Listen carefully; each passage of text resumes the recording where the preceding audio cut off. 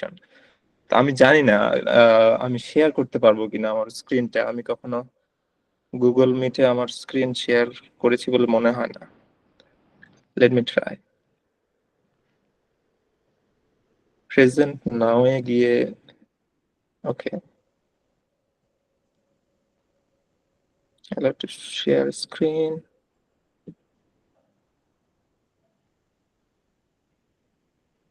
Let's see.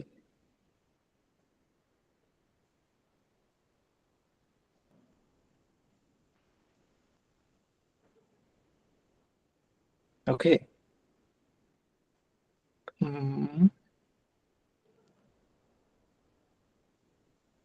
Funny. আচ্ছা, আমার screen কি দেখা যাচ্ছে? জি ভাইয়া, কে দেখা যদি যাচ্ছে। জি একটু ভাইয়া, বলতেন। দেখা যাচ্ছে। ওকে, তো আচ্ছা, কারো মাইক মনে হয় অন আছে, কাইন্ডলি একটু যদি অফ করতেন।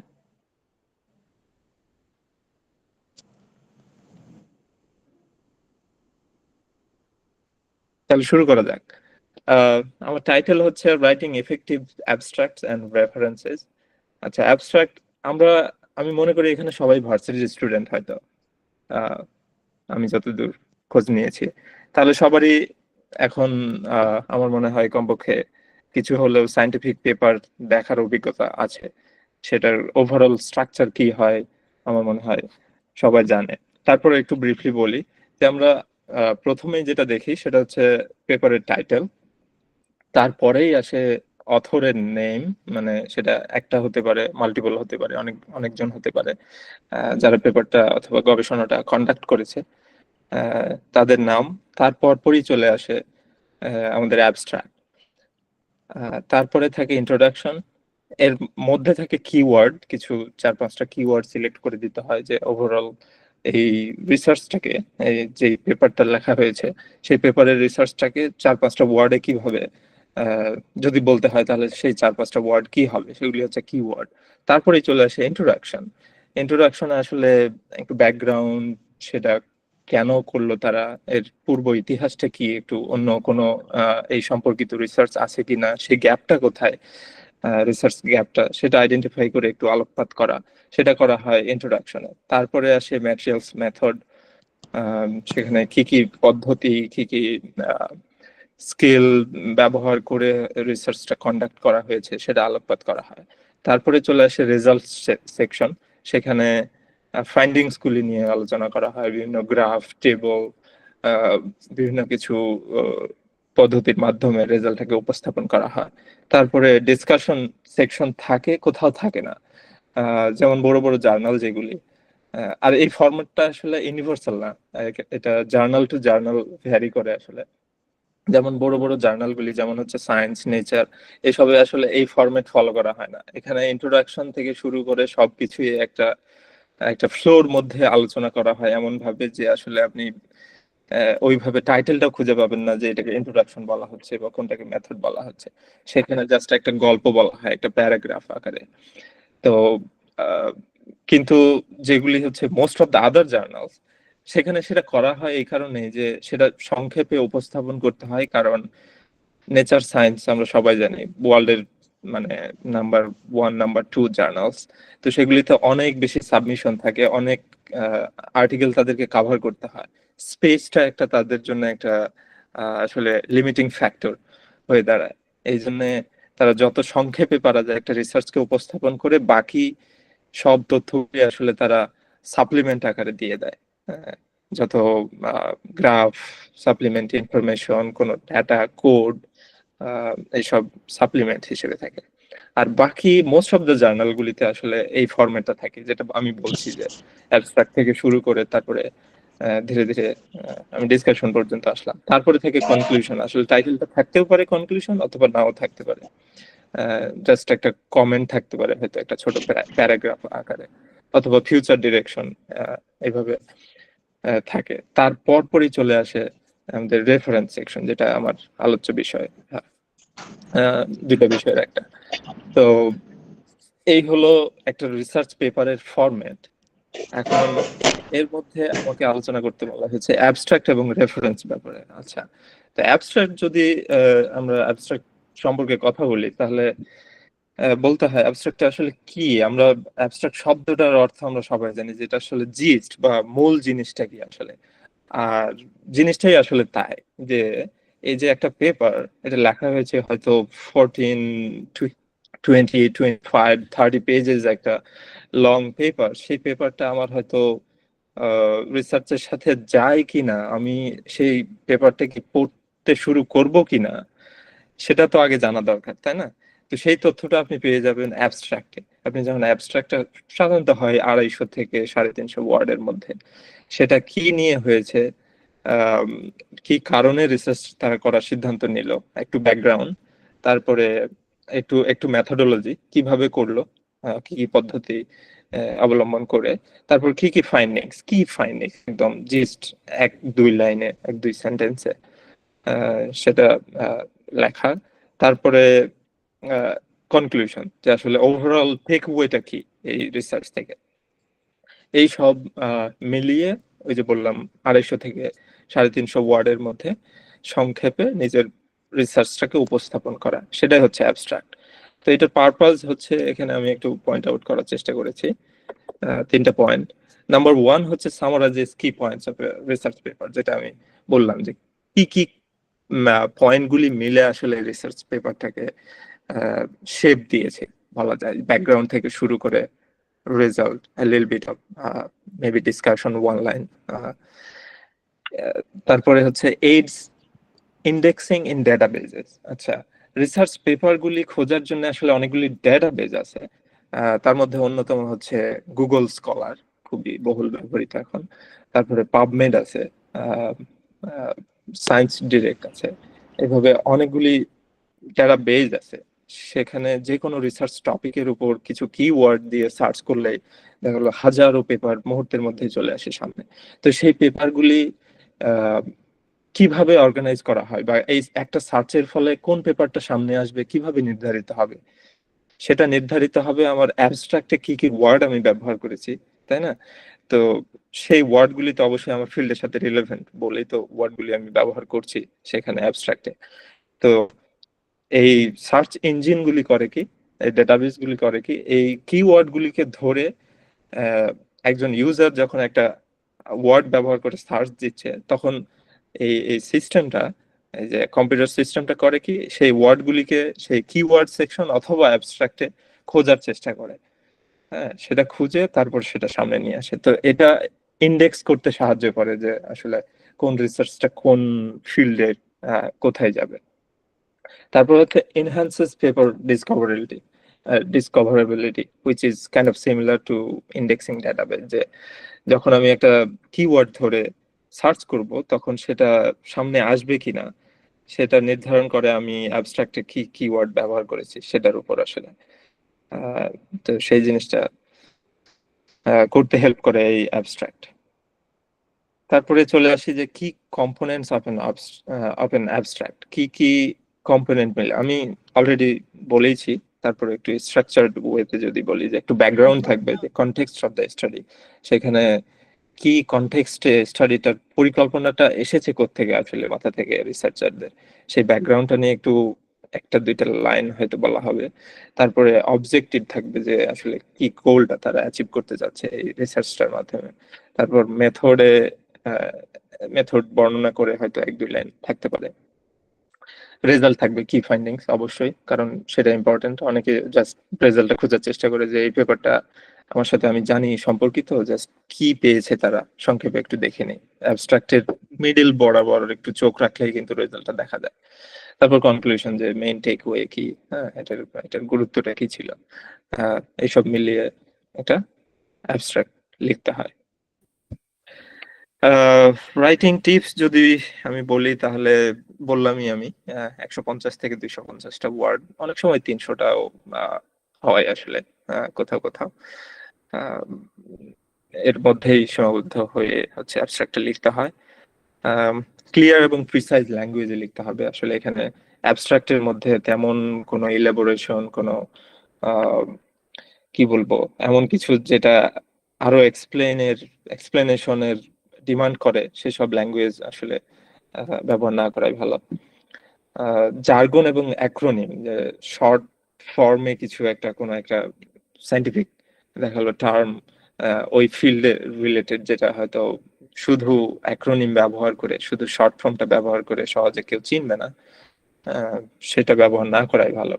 কিন্তু যেটা বহুল ব্যবহৃত আমার মনে হয়, আমার পার্সোনাল অভিজ্ঞতা থেকে বলছি, সেটা ব্যবহার করা যায়। যেমন হচ্ছে, আমি মলিকুলার বায়োলজি ফিল্ডের, তো সুতরাং মলিকুলার বায়োলজিতে পিসিআর চিনা না এরকম কোনো লোক নাই। তো পিসিআর আমি আমার মনে হয় বলতে পারি আহ, সংক্ষেপে অ্যাক্রোনিমে। কিন্তু এর থেকে একটু ডিটেলসে যদি হয়ে যায়, যেটা অ্যাক্রোনিম সবাই হয়তো জানবে না, সেটা না ব্যবহার করাই ভালো। তারপর কি টেন্সে আমি আসলে কি কি ভয়েসে আমি কথাটা বলবো অ্যাবস্ট্রাক্টে, সেটা হচ্ছে প্রেজেন্ট ইনডেফিনিট টেন্সই বেশিরভাগ ব্যবহৃত হয়। পাস্ট টেন্সও ব্যবহার করা যেতে পারে, পাস্ট ইনডেফিনিট অথবা পাস্ট পারফেক্ট টেন্সও ব্যবহার করতে দেখেছি আমি বিভিন্ন অ্যাবস্ট্রাক্টে, সেটা করা যেতে পারে। আর বড় একটা রুল হচ্ছে যে কোনো সাইটেশন অথবা কোনো রেফারেন্স অ্যাবস্ট্রাক্টের মধ্যে ব্যবহার, যদি এক্সেপশন আছে সেটা ডিটেলসে বলা যেতে পারে কোনো এক সময়, অথবা আপনারা নিজেরাও যখন আরো বেশি সাইন্টিফিক পেপার করবেন তখন দেখবেন। যেটা হয়তো আমি বলি যে আহ, কিছু আছে review article, actual research article না, রিভিউ আর্টিকেল। সেই রিভিউ আর্টিকেল লেখার সময় কোনো কোনো ক্লেম যখন করে, মানে একটা যখন সেন্টেন্স বললো, যে সেন্টেন্সটা আসলে অন্য কোনো গবেষণার ফসল, এবং ওই সেন্টেন্সটা না বললে আমার অ্যাবস্ট্রাক্টটা আসলে সম্পূর্ণ হচ্ছে না, বা আমার অ্যাবস্ট্রাক্টটাকে খুব সুন্দর করে উপস্থাপন করতে গিয়ে অন্য একটা পেপারের রেজাল্ট আমাকে বলতেই হচ্ছে, তখন আমি কিছু ক্ষেত্রে দেখেছি সাইটেশন ব্যবহার করে। কিন্তু majority of the cases, like more than 99.9% cases, আপনি অ্যাবস্ট্রাক্টে কোনো সাইটেশন দেখবেন না। তো সেটা না দেয়াই ভালো। ওকে। আচ্ছা, রেফারেন্সে যাওয়ার আগে অ্যাবস্ট্রাক্ট সম্পর্কে কারো কোনো যদি প্রশ্ন থাকে, কোনো জিজ্ঞাসা থাকে?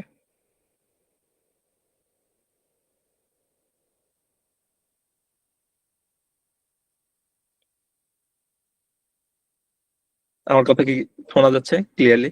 জি ভাইয়া, যাচ্ছে loud and clear.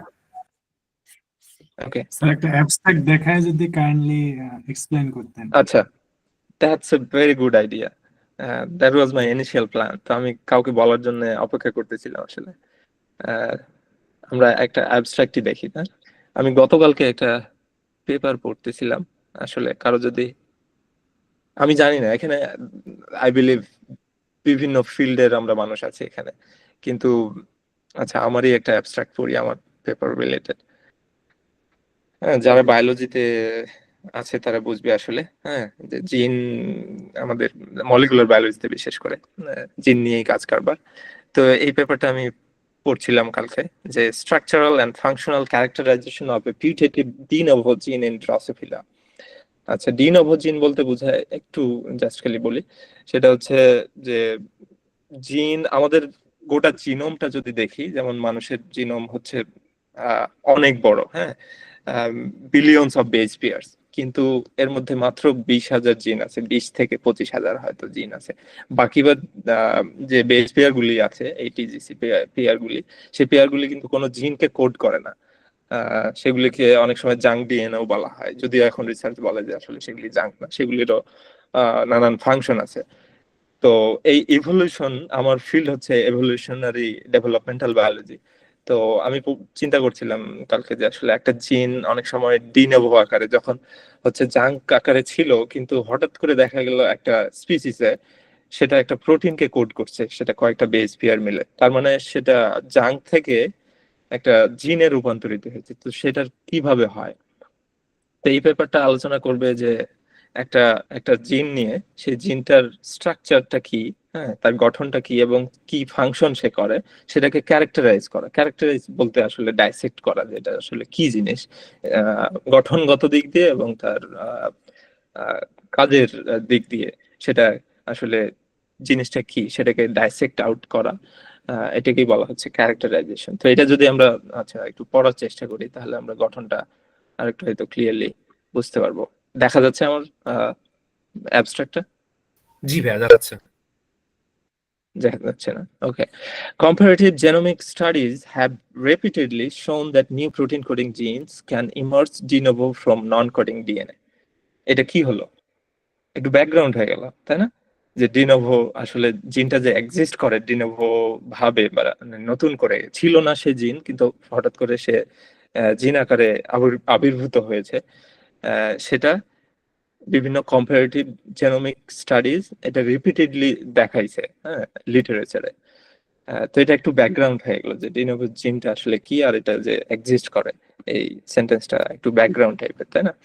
Still unknown is how and when the structure of encoded de novo proteins emerge and evolve. এখনো কিন্তু আসলে জানা নাই। তো এটাও একটু ব্যাকগ্রাউন্ড টাইপেরই একটা সেন্টেন্স হয়ে গেল যে এখনো কিন্তু ভালোভাবে এটা জানা নাই বলে তো আমি এটাকে ক্যারেক্টারাইজ করার এটার গঠন এবং ফাংশন আমি ক্যারেক্টারাইজ করার চেষ্টা করছি এই ব্যাপারে, তাই না? তো এই দুইটা সেন্টেন্স চলে গেল একটু ব্যাকগ্রাউন্ডের দিক। তারপরে হচ্ছে combining biochemical genetic evolutionary analysis elucidate the function and structure of Goddard. জিনটার নাম হচ্ছে Goddard, a gene which appears to have evolved de novo at least 50 million years ago within the Drosophila genus. আচ্ছা, এই সেন্টেন্সটা একটু বোঝার আছে। এখানে হচ্ছে কি বললো যে কম্বাইনিং বায়োকেমিক্যাল অ্যাপ্রোচটা বলছে, তার মানে কি এটা কিন্তু একটু মেথড নিয়ে কথা বলা শুরু করলো এই সেন্টেন্সে। তো আমার আলোচনায়ও আমি কিন্তু বললাম যে প্রথমে একটু ব্যাকগ্রাউন্ড, তারপরে মেথড, এবং তারপর রেজাল্ট, তাই না? এভাবে ধারাবাহিক ভাবে আসবে। তো বিষয়টা কিন্তু এখানে তাই হচ্ছে যে একটু ব্যাকগ্রাউন্ড দিল, তারপর হচ্ছে এখানে কি কি অ্যাপ্রোচ ব্যবহার করে আসলে কাজটা হয়েছে সেটা বলার চেষ্টা করছে যে combining biochemical genetic and evolutionary analysis, এইসব অ্যানালাইসিস এবং পদ্ধতি ব্যবহার করে কাজটা করা হয়েছে। উই এলুসিডেট, আমরা কি দেখিয়েছি এই গবেষণায় যে the function and structure of a gene name Goddard, যেটা হচ্ছে ইভলভ হয়েছে এত মিলিয়ন। তো এই সেন্টেন্সটা একটু কমপ্লেক্স এই দিক দিয়ে যে এটা হচ্ছে একটু মেথডও বলতেছে, একটু রেজাল্টও বলতেছে যে আসলে আমরা একটা জিনকে স্টাডি করেছি, এটার স্ট্রাকচার এবং ফাংশন, এবং এটার সম্পর্কে একটু তথ্য দেওয়া হচ্ছে যে এটা 50 মিলিয়ন ইয়ার্স এগোতে এটা ইভলভ হয়েছে, তাই না? তারপরে সেন্টেন্সে বলছে previous studies found that Goddard is required for mail fertility. তাহলে এই যে যখন সে রেজাল্টে বলা শুরু হইলো এখানে কিন্তু তার মানে জিনটা নিয়ে কথা বলা শুরু হয়েছে। তো এই জিনটা সম্পর্কে আরেকটা লাইন অ্যাড করলো যেটা হচ্ছে মেল ফার্টিলিটিতে হেল্প করে, এটা আগের স্টাডি গুলা দেখিয়েছে। এর সাথে আমরা কি করছি এখন, here we show that Goddard protein localized through elongation sperm exonemes and that in its absence elongated spermatids fail to undergo individualization. তাহলে এখানে কি দেখালো, তার মানে এটা রেজাল্ট, তাই না? যে উই শো যখনই থাকবে we show, we elucidate, we talked, described, এইসব সেন্টেন্স মানে হচ্ছে সে রেজাল্ট বলতেছে। এটা হয়ে গেল একটু রেজাল্ট। কম্বাইনিং মডেলিং এনএমআর আরো কিছু পদ্ধতি ব্যবহার করা পরে দেখা গেছে we show that Goddard protein contents a large, আরেকটু এখানে মেথড ঢুকে গেছে কারণ এটা নতুন, হয়তো আরেকটা রেজাল্ট নিয়ে কথা বলবে, কিন্তু এই রেজাল্টটা কিভাবে এসছে সেটা নিয়েও একটু বলা হয়েছে যে এই পদ্ধতিগুলো ব্যবহার করে তারা দেখিয়েছে যে আসলে এটা লার্জ সেন্ট্রাল আলফা হেলিক্স একটা কম্পোনেন্ট আছে এই গঠনে, but is otherwise partially disorder, structure নিয়ে কথা বলা হচ্ছে। উই ফাইন্ড সিমিলার রেজাল্টস, আরেকটু রেজাল্ট বলা হচ্ছে for Goddard orthologs from divergent fly species and their reconstructed ancestral sequences. Accordingly, Goddard's structure appears to have been maintained with only minor changes over millions of years.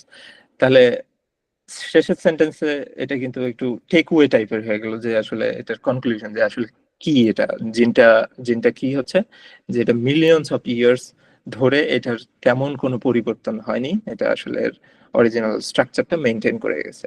তো এটা conclusion বলা যেতে পারে, তাই না? একটু তো আমার স্ট্রাকচার যেটা আমি আলোচনা করলাম সেটার সাথে মিল আছে মনে হচ্ছে, নাকি বলা যায়? তো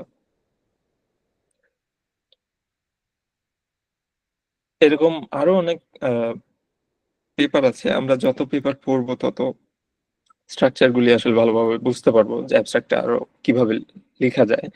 আর যে কোনো জিনিসে আসলে সেটা নিজে করতে গেলে আমার মনে হয় সেই কাজটা আগে যারা করেছে তারা কিভাবে করেছে সেটা নিয়ে স্টাডি করা। তো আমি যখন 10টা 20টা 50টা পেপার পড়বো তখন আমার একটা রিজিড একটা আইডিয়া চলে আসবে আসলে কিভাবে আহ, গবেষণা তারা করছে এবং তারা হচ্ছে অ্যাবস্ট্রাক্টটা কিভাবে লিখছে, তাই না? অনেকগুলি যখন স্যাম্পলের সাথে আমি নিজেকে এক্সপোজ করব তখন আইডিয়াটা আরো ক্লিয়ার হবে। এটা একটা রিভিউ পেপার আই গেস। এটারও অ্যাবস্ট্রাক্ট। এটা কত হবে? 200-300 ওয়ার্ড হবে, তাই না? এই হলো স্ট্রাকচার। আর কারো কোনো কোয়েশ্চেন অ্যাবস্ট্রাক্টের ব্যাপারে? রিভিউ পেপার বলতে কি বোঝায় আর ওটা আমরা কিভাবে বুঝবো এটা review paper? Good question. Review পেপারে আসলে অরিজিনাল কোনো ডেটা থাকে না। সেখানে বলা হবে না যে আমরা এটা দেখিয়েছি, আমরা এটা করেছি। সেখানে জাস্ট একটা গল্প আকারে পাস্টে যত সেই বিষয়ে স্টাডি হয়েছে আহ, সেই স্টাডি গুলার একটা জিস্ট বলা যেতে পারে, একটা একটা কম্পোজিশন বলা যেতে পারে। সেখানে অরিজিনাল কোনো ডেটা লেখকরা উপস্থাপন করবে না যে এই ডেটাটা আমরা তৈরি করেছি, আমরা এটা ফাইন্ডিংস পেয়েছি। আমরা একটা মনে হয় দেখতে পারি একটা রিভিউ পেপারের অ্যাবস্ট্রাক্ট পড়ে। আম, আরেকটা ছিল আমার পেপার, এটা কি দেখি, না এটাও ডেটা হবে। লেটস সি, আই গেস যেটা দেখতেছিলাম এটাই দেখি।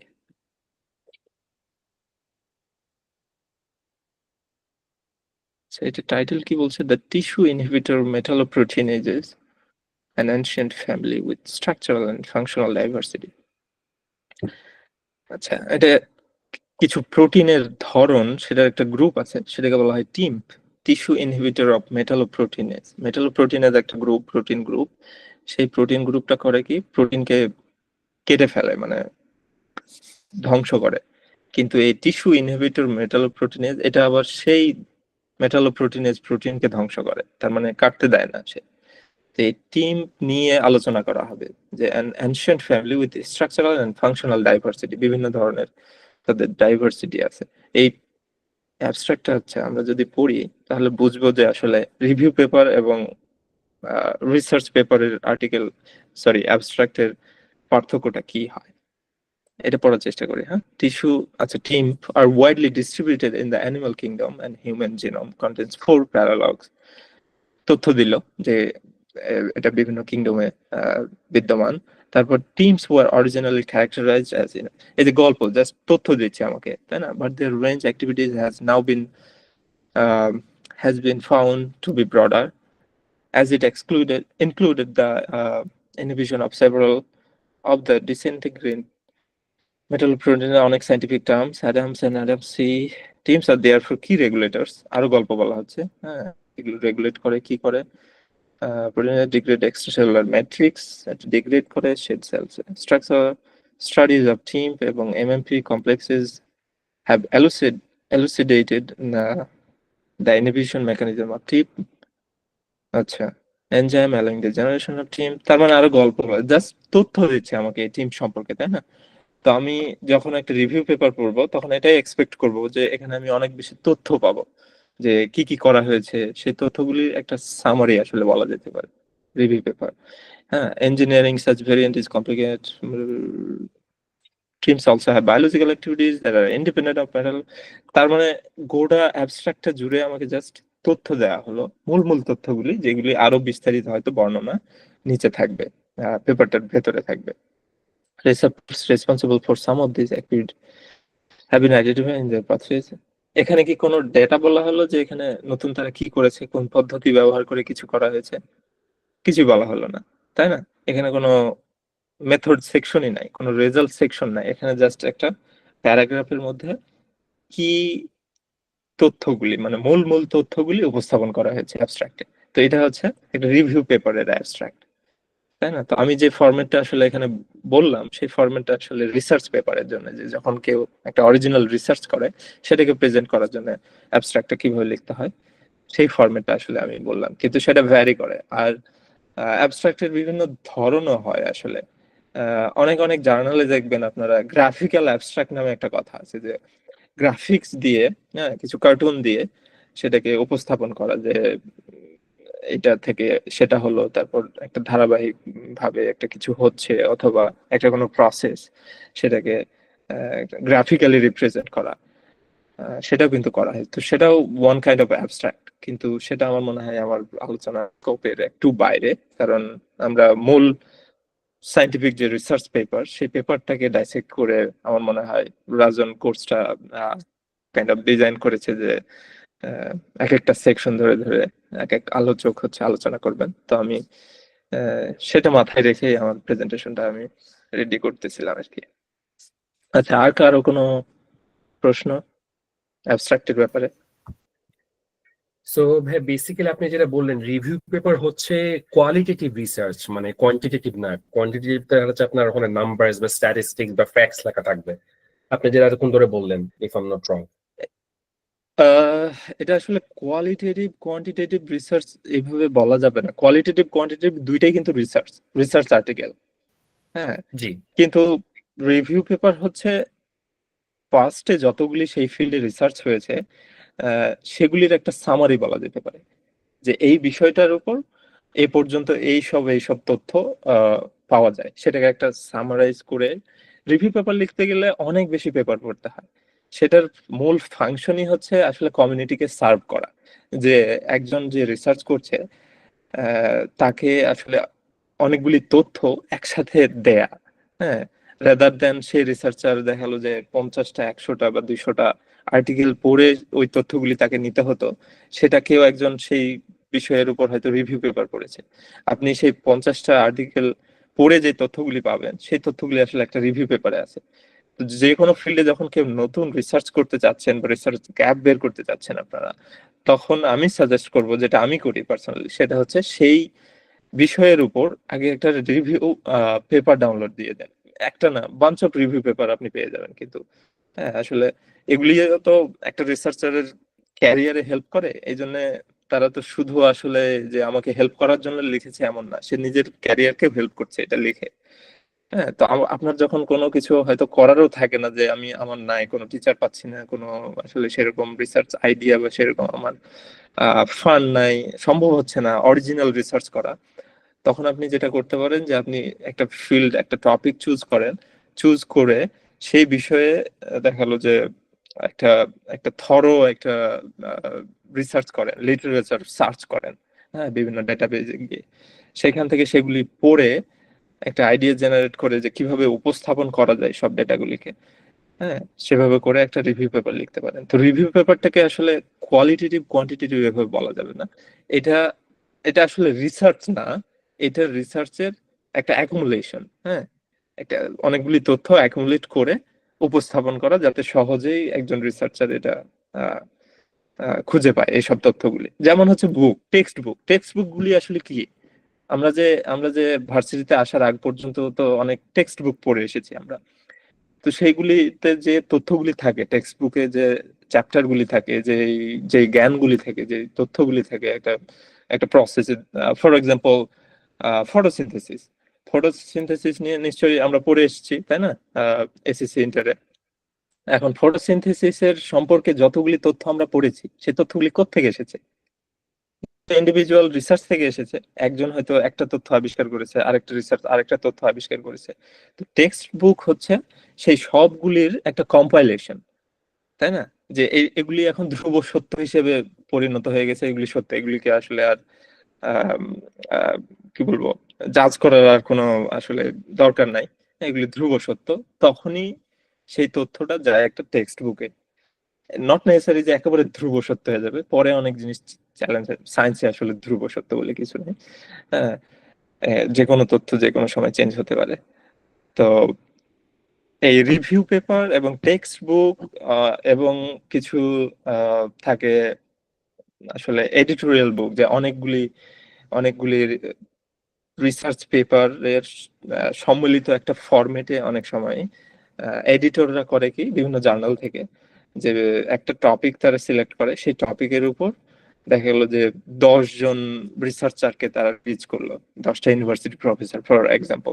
তারা বলবে কি, তোমরা এই একটা টপিকের উপর একটা রিসার্চ তো লিখেছো, তো সেটার উপর একটা দেখা গেলো যে কমন টাইপের কিছু বলো, অথবা অরিজিনাল রিসার্চ পেপারও হতে পারে। সেটা নিয়ে তারা করে কি, একসাথে কম্পাইল করে একটা বুক দেখা গেলো তারা পাবলিশ করে একটা বুক আকারে, rather than individual research article. তো সেই বিষয়ের উপর সবগুলি তথ্য একসাথে পাওয়া গেল, 10টা রিসার্চ আর্টিকেল আমি একটা বইয়ের মধ্যেই পেয়ে গেলাম, সেই বইটা আমি কিনলে অথবা ডাউনলোড দিলে পেয়ে গেলাম। তো এই ফরম্যাটেও হয়। তো রিসার্চ আসলে অনেক কিছুই হয়, কমেন্টারি হয়, ইভেন শর্ট কমেন্টেশন নামে একটা ফরম্যাট আছে। হ্যাঁ, তো আমরা শুধু সায়েন্টিফিক আর্টিকেল হয়তো বেশি পরিচিত, যারা আমরা আন্ডার গ্রেডে পড়ি, আপনাদের মতো স্টুডেন্টরা। কিন্তু আসলে সায়েন্সে অনেক কিছুই সম্ভব, শুধু কমেন্টারি হয়। আমি সেদিন একটা পডকাস্ট শুনতেছিলাম, সেখানে ফিজিক্সের এক প্রফেসর গল্প করতেছিল যে সে একটা জাস্ট কমেন্টারি লিখেছে একটা টপিকের উপর, প্রেজেন্ট স্ট্যাটাস কি হচ্ছে না হচ্ছে। হ্যাঁ, তো এগুলি আসলে আপডেট রাখতে সহায়তা করে, যারা ওই ফিল্ডের হচ্ছে ফ্রন্টিয়ারে থেকে কাজ করছে, গবেষণাটা করছে। তারা বিভিন্ন ভাবে ফিল্ডটা সম্পর্কিত আপডেটেড থাকার জন্য অনেক অনেক ফরম্যাট ব্যবহার করে সেই তথ্যগুলিকে আসলে কি বলবো সার্কুলেট করে। সেটা হতে পারে অরিজিনাল রিসার্চ পেপার, হতে পারে রিভিউ পেপার, হতে পারে কমেন্টারি, হতে পারে একটা বুক ফরম্যাট, টেক্সট বুক অনেকে লেখে, তাই না? তো বিভিন্ন ফরম্যাট আছে। তো রিভিউ পেপার রিসার্চ না, মানে সিম্পলি যদি বলি রিসার্চ না, এটা হচ্ছে just compilation of multiple research paper, সংক্ষেপে বলা যায়। স্যার, রিভিউ পেপারের জন্য কি আপনার সুপারভিশন হিসেবে একজন প্রফেসরকে মানে পার্মানেন্ট অ্যাড করতে হবে? নট নেসেসারিলি যে করতেই হবে। হ্যাঁ, যে কোনো স্টুডেন্ট, যে কোনো সায়েন্স এনথুসিয়াস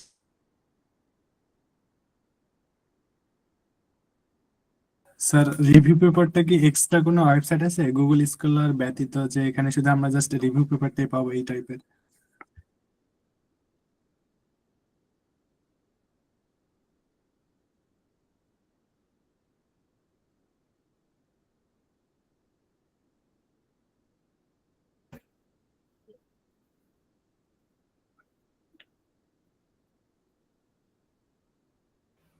ভাই আপনার কথা হয়তো শোনা যাচ্ছে না।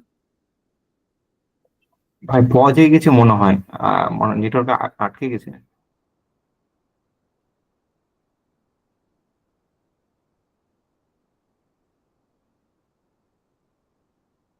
রাজন, হ্যালো রাজন, জি। তুমি হচ্ছে ভাইয়াকে বলো তো যে আমাদের স্ট্যাটিস্টিক্যালি কোনো মানে রিসার্চ পেপার দেখাইতে একটু। আহ, ঠিক আছে ভাই, মনে হয়তো নেট প্রবলেম ওনার বের হয়ে গেছে, ভাই জয়েন দিলে আমি দেখতেছি। হ্যাঁ আচ্ছা ঠিক আছে।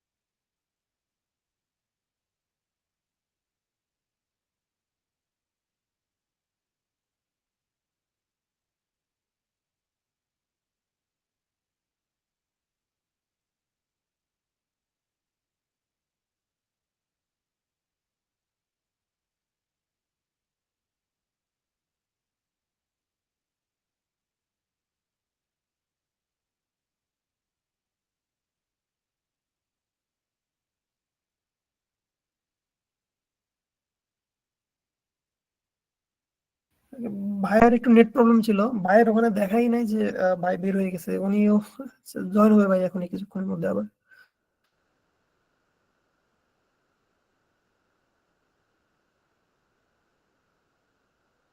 না, ক্লাস শেষ হয়নি, একটু নেট প্রবলেমের কারণে একটু সমস্যা হচ্ছে।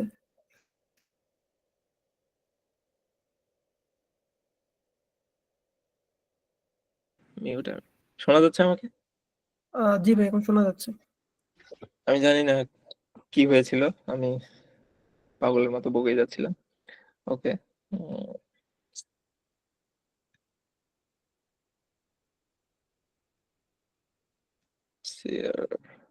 স্ক্রিন। আচ্ছা, দেখা যাচ্ছে আমার স্ক্রিন? ভাইয়া আসসালামু আলাইকুম। ওয়ালাইকুম সালাম। হ্যাঁ ভাইয়া, আমি একটু আমার একটু জানার ছিল হচ্ছে যে আমরা যে আর্টিকেল গুলো রেফারেন্স হিসেবে ইউজ করি আর কি, এক্ষেত্রে কি রিভিউ আর্টিকেল গুলো কি রেফারেন্স হিসেবে ইউজ করা যায়? এটা খুব সুন্দর একটা প্রশ্ন। এই প্রশ্নটা আসলে আমার সবসময়ই মাথায় আসে যখনই আমি একটা পেপার লিখতে যাই। তো এখানে আমি যে পদ্ধতিটা ফলো করি সেটা হচ্ছে যে ওই তথ্যটা যদি রিভিউ পেপারটাও সাইট করে থাকে, হ্যাঁ, তাহলে মানে it would be best to cite the original source. হ্যাঁ, ওই ওই সাইটেশনটা নিয়ে সেই অরিজিনাল পেপারটায় গিয়ে আসলে তথ্যটা একটু ভেরিফাই করে নিয়ে তারপর অরিজিনাল পেপারটাকে সাইট করাটাই বেটার হবে। এটা এটা আমি করি। কিন্তু এমন একটা তথ্য যে এই তথ্যটা আসলে এই অনেকগুলি রিসার্চ পেপারের কম্পাইলেশনের ফলে একটা কনক্লুশন দাঁড় করিয়েছে ওই রিভিউ পেপারটা যেটা আমি পড়ছি এখন।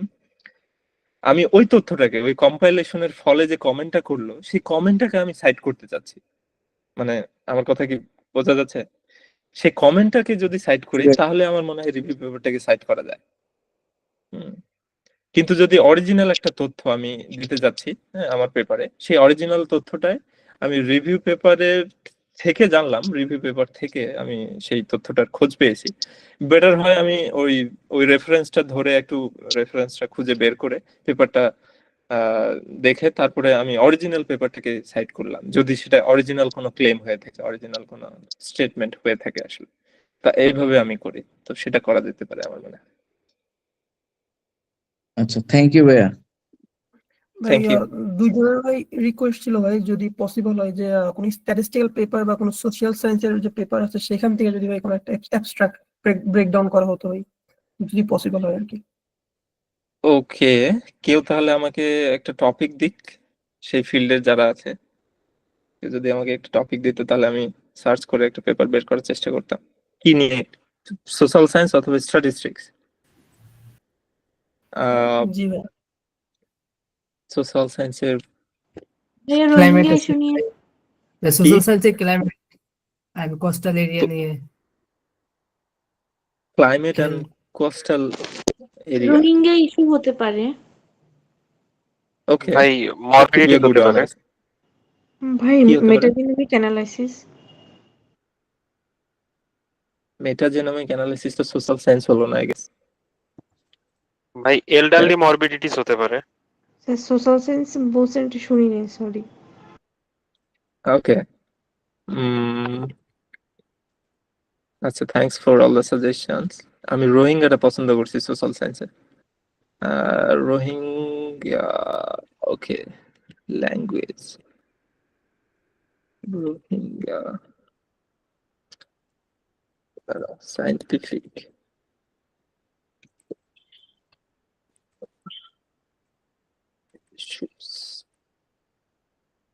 ওকে, সাজেশনটা আমরা নিই।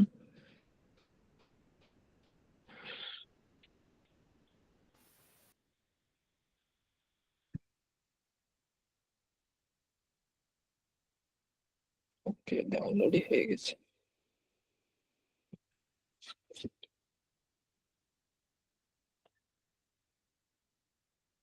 ওকে,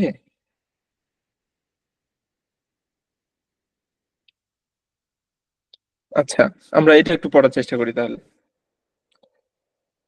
টাইটেল হচ্ছে statelessness of an ethnic minority, the case of Rohingya. তাই না? তাদের তো কোনো স্টেট নাই আসলে। This paper examines why and how Myanmar makes Rohingya a state. আচ্ছা, সোশ্যাল সায়েন্সের মনে হয় এটা একটা কাইন্ড অফ সিগনেচার ফরম্যাট, যে আসলে অনেক সময় আমি বায়োলজিক্যাল পেপারেও দেখেছি যে আসলে এই পেপারটা নিয়ে কি আলোচনা করা হয়েছে, ডিরেক্ট সেই সেন্টেন্স দিয়ে শুরু করা। হ্যাঁ, সেটাও কিন্তু করা যায়, সেটা এখানে করছে যে এই পেপারটা কি নিয়ে আলোচনা করছে। This paper examines why and how Myanmar makes Rohingyas a stateless community in Southeast Asia, known as one of the most vulnerable human groups in the contemporary world. আচ্ছা, তাহলে প্রথমেই বলা হলো এই পেপারটা কি নিয়ে আলোচনা করবে। আসলে আমার মনে হয় এটা রোহিঙ্গা তো ফিল্ডে আর কি খুবই, দেখা গেলো সোশ্যাল সায়েন্সে যারা এটা নিয়ে গবেষণা করে খুবই পরিচিত একটা হয়তো issue. Based on the secondary evidence, the paper argues, কি করা হয়েছে, এই যে মেথোডোলজি কাইন্ড অফ, তাই না? Based on the secondary evidence এর উপর ভিত্তি করে দ্য পেপার আর্গুস, এই পেপারটা এটা আর্গিউ করবে যে that Rohingyas are stateless because they are the victim of 4 discourses. কি 4 discourses? Former Bangladeshi people who illegally entered Myanmar, এক number. 2 number হচ্ছে collaborators to British armies while Myanmar was fighting for its independence from British rule. 2 number group. 3 number হচ্ছে attachment to Islamic terrorism. And 4 number হচ্ছে foreign interest in the Rakhine state. The paper draws on a wide range of local and global literature to support its argument. আরো কি করা হয়েছে পেপারটা সম্পর্কে বলা হচ্ছে যে এখানে কি অ্যাপ্রোচ নেওয়া হয়েছে, তাই না?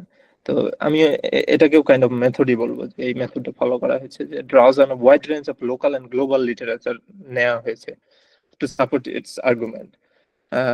The paper uses extant sociological approaches to understand why a minority community becomes stateless. কেন হয় আরো বলা হচ্ছে পেপারটা সম্পর্কে, আরো আসলে এখানে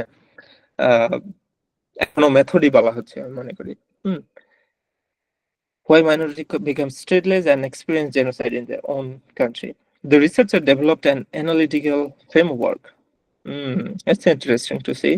I never saw any sentence starting like this in biological field. The researcher developed an analytical. Researcher বলতে তারাই তো, এখানে উই অথবা দিস পেপার এই টাইপের কিছু বলা হয় বায়োলজিক্যাল ফিল্ডে, কিন্তু জানি না how common this is, this type of the researcher developed an analytical framework to answer the research questions. This analytical framework draws on existing literature. আরো মেথড বলা হচ্ছে যে কিভাবে কি করা হয়েছে পেপার আসলে। This analytical framework draws on existing literature, recent strategies, theoretical understandings, contemporary data, and government responses to understand the process of Rohingya statelessness. This paper finds, এখন আসলে result, the key find হয়েছে, that Myanmar not only expelled Rohingyas from their homeland by imposing the blame on them, but is also unwilling to return over 1 million Rohingyas from Bangladesh, a host country up for them. তাহলে এই ফাইন্ডিংটা এই পেপারে পাওয়া হয়েছে। The paper also finds that the international community is least concerned about the genocide and expulsion of the Rohingyas because of Myanmar's communal agenda and foreign countries. It's a part of result. The paper offers some recommendations to address. শেষে কি করা হয়েছে যে recommendation দেওয়া হয়েছে to address this unique inhuman condition in its concluding part. কনক্লুশনে কি বলা হয়েছে সেটাও এখানে একটা কনক্লুডিং রিমার্ক হিসেবে অ্যাবস্ট্রাক্টে বলা হয়ে গেল। তো ওভারঅল একটা ধারণা পাওয়া গেল না যে আসলে এখানে কি করতে যাচ্ছে, যে কিছু তথ্য দেওয়া হলো, তারপরে এখানে কি অ্যাপ্রোচ নিয়ে কিভাবে ডেটাগুলি কালেক্ট করে এখানে কি উপস্থাপন করা হচ্ছে, কি ফাইন্ডিং কি, তাই না, যে মূল জিনিসটা কি আসলে, তারপরে একটা কনক্লুডিং রিমার্ক। তো দ্যাটস এ গুড অ্যাবস্ট্রাক্ট আমার মতে, তাই না? তারপরে গতানুগতিক ইন্ট্রোডাকশন, সোশ্যাল সায়েন্সের পেপার, আমার এরিয়ার একটু বাইরে। Methodological background, I guess, which belongs to method section, তাই না? Analytical framework, কিভাবে লজিকটা দাঁড় করালো, তারপরে আলোচনা, তাই না? It's an interesting paper. তারপরে এই যে রেফারেন্সেস, তাই না? তো এগুলি হলো রেফারেন্স যেটা বলছিলাম। আর ভেতরে এই এই আচ্ছা, কারো মাইক মনে হয় চলতেছে। ওকে, সাইটেশন আর রেফারেন্সের মধ্যে পার্থক্য বলছিলাম। এই যে টেক্সটের ভেতরে, একটা পেপারের টেক্সটের ভেতরে যখন আমি কোনো একটা পেপারকে রেফার করতেছি যে এই তথ্যটা আমি এখান থেকে নিয়েছি, তখন সেটাকে বলা হচ্ছে সাইটেশন। এই সোশ্যাল সায়েন্সের পেপারে বলা হলো এইভাবে, আর আমার ফিল্ডে বলা হচ্ছে এইভাবে কাইন্ড অফ। এটা অবশ্য জার্নাল টু জার্নাল ভ্যারি করে, এটা নেচার থেকে। তো নেচারে সাধারণত এইভাবে নাম্বারিং করে সাইটেশন করা হয়, যে 1 নাম্বার 2 নাম্বার 3 নাম্বার। আর এটা কিছুদিন আগ পর্যন্ত ছিল না। আমরা সবসময় শিখে এসেছি আন্ডারগ্রেডে এইভাবে সাইটেশন করতে, যে যদি একজনই অথর হয় তাহলে তার নাম কমা দিয়ে পাবলিশিং ইয়ার, এইভাবে সাইটেশন। আর যদি মাল্টিপল থাকে, যদি 2 জন থাকে তাহলে এন্ড দিয়ে 2টা নাম।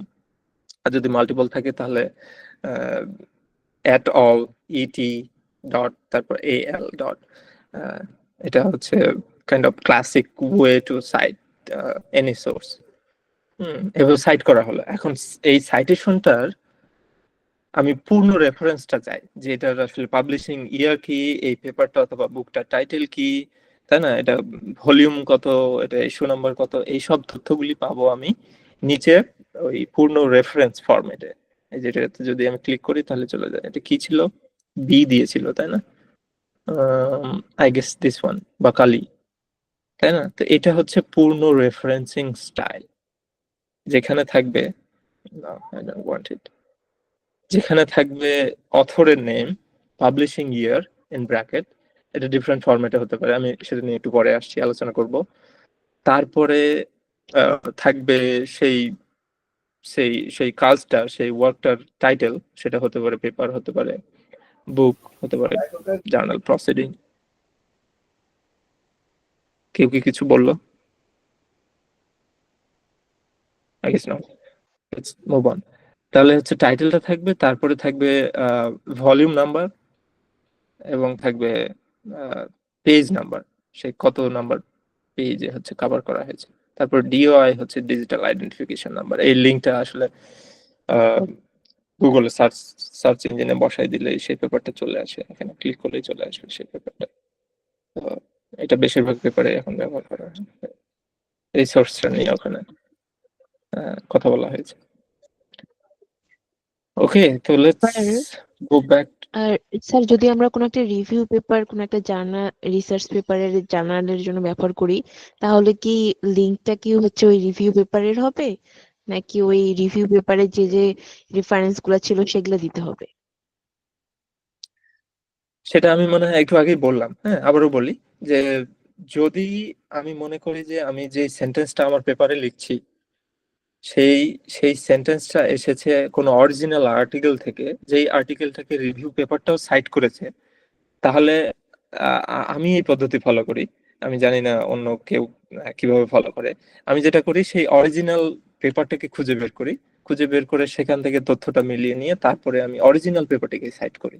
কিন্তু যদি এমন হয় যে সেই সেই রিভিউ আর্টিকেলটা তো কোনো আসলে কনক্লুশনে আসবে, অনেকগুলি পেপার দেখা হলো, সেগুলির রেজাল্ট নিয়ে কথা বলার পর তাদের একটা অরিজিনাল কনক্লুশন আছে, তাই না, যে সামারাইজ করার পর অনেকগুলি পেপারকে। তো আমি যদি সেই কনক্লুডিং রিমার্কটাকে আমি যদি আমার পেপারে সাইট করার চেষ্টা করি, হ্যাঁ, যে আমি আমি আমার আলোচনায় সেই কনক্লুডিং রিমার্কটা, যেটা অনেকগুলি রিসার্চ পেপারের কম্পাইলেশনের ফলে একটা একটা কমেন্টের তৈরি হয়েছে, সেই কমেন্টটাকে যদি আমি সাইট করি, তখন আমি রিভিউ পেপারটাকে সাইট করতে পারি। কিন্তু যদি আমার অরিজিনাল একটা তথ্য আমি দিচ্ছি আমার পেপারে, সেই অরিজিনাল তথ্যটা আমি জানলাম রিভিউ পেপারটা থ্রুতে, কিন্তু সেটা এসেছে একটা অন্য কোনো অরিজিনাল সোর্স থেকে, তাহলে আমার মনে হয় অরিজিনাল সোর্সটাকেই সাইট করাটা বেটার হবে। উত্তরটা কি পাওয়া গেছে? জি স্যার, ধন্যবাদ। ওকে, থ্যাংক ইউ।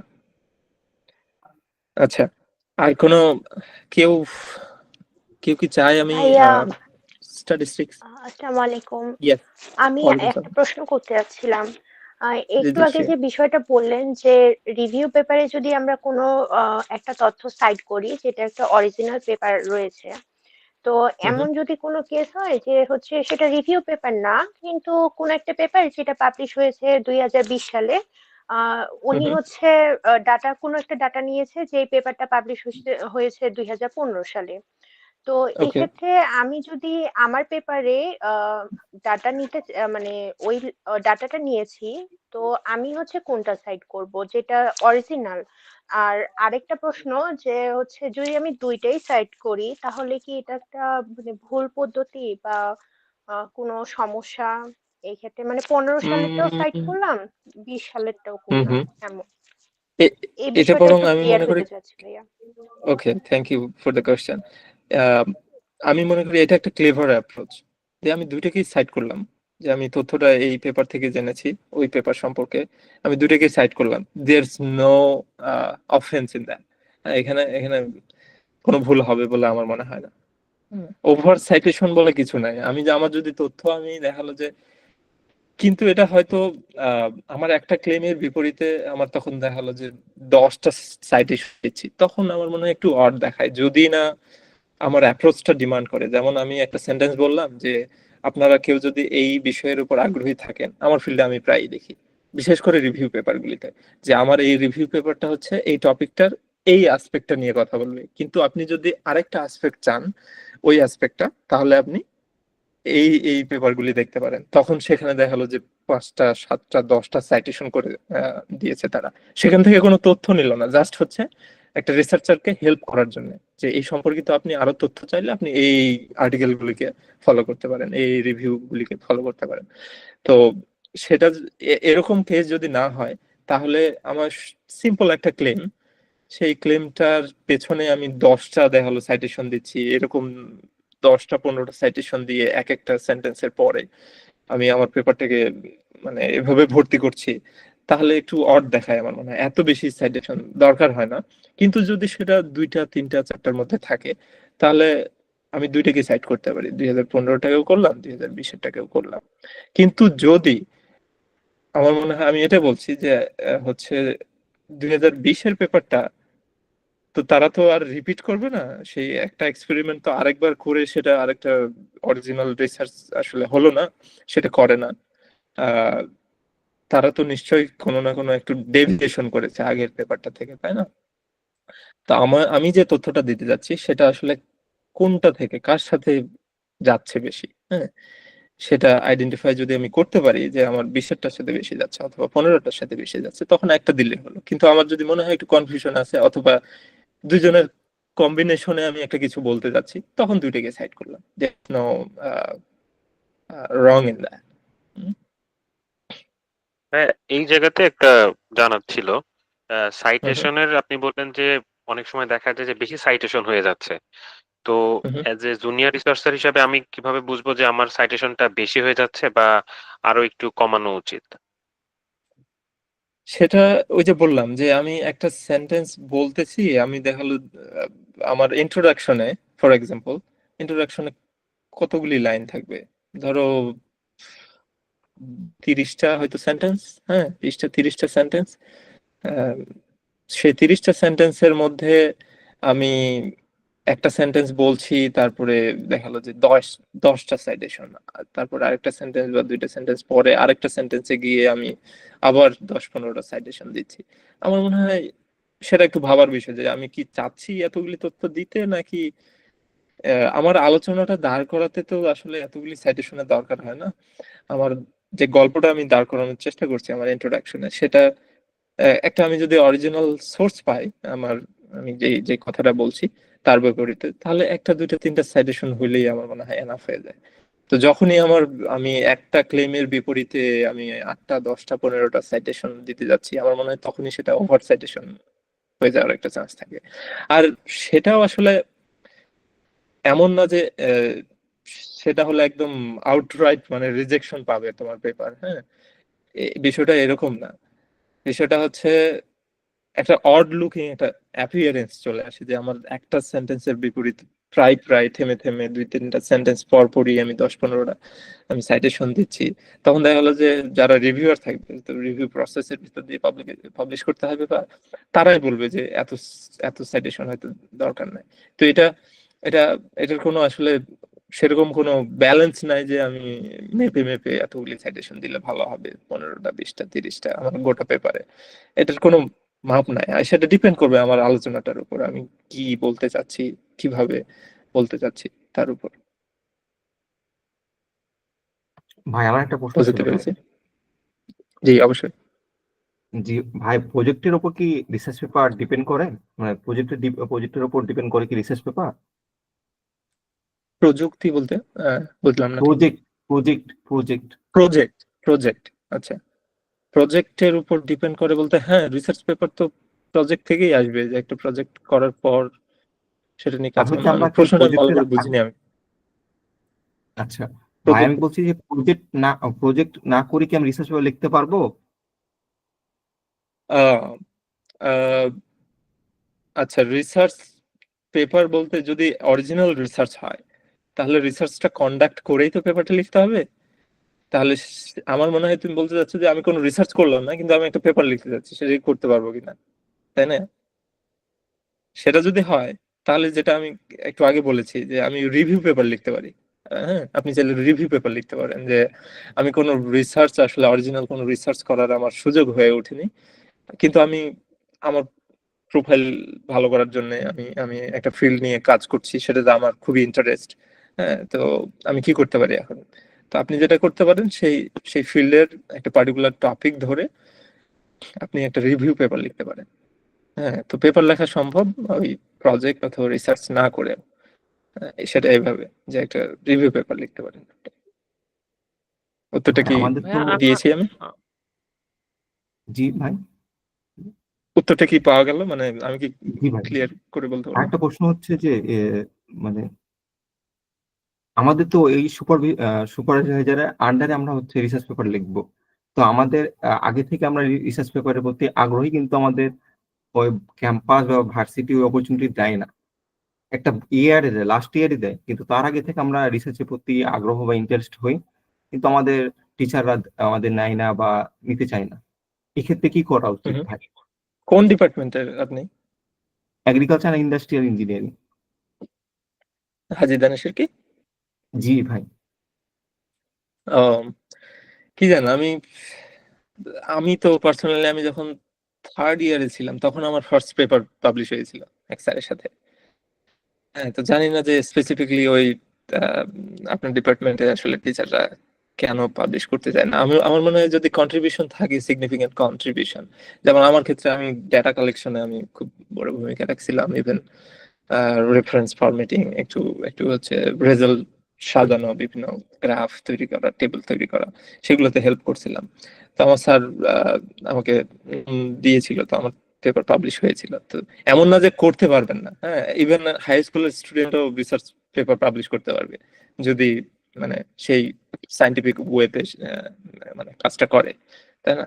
তো সেখানে সায়েন্টিফিক কোনো বাধা নেই, নিষেধ নেই যে আপনি আন্ডারগ্রেড ফার্স্ট ইয়ার সেকেন্ড ইয়ারে থাকলে পাবলিশ করতে পারবেন না। এখন কথা হচ্ছে অপরচুনিটি পাচ্ছি না আমি, স্যাররা হয়তো বলতেছে আর একটু ওয়েট করো বা নিচ্ছে না।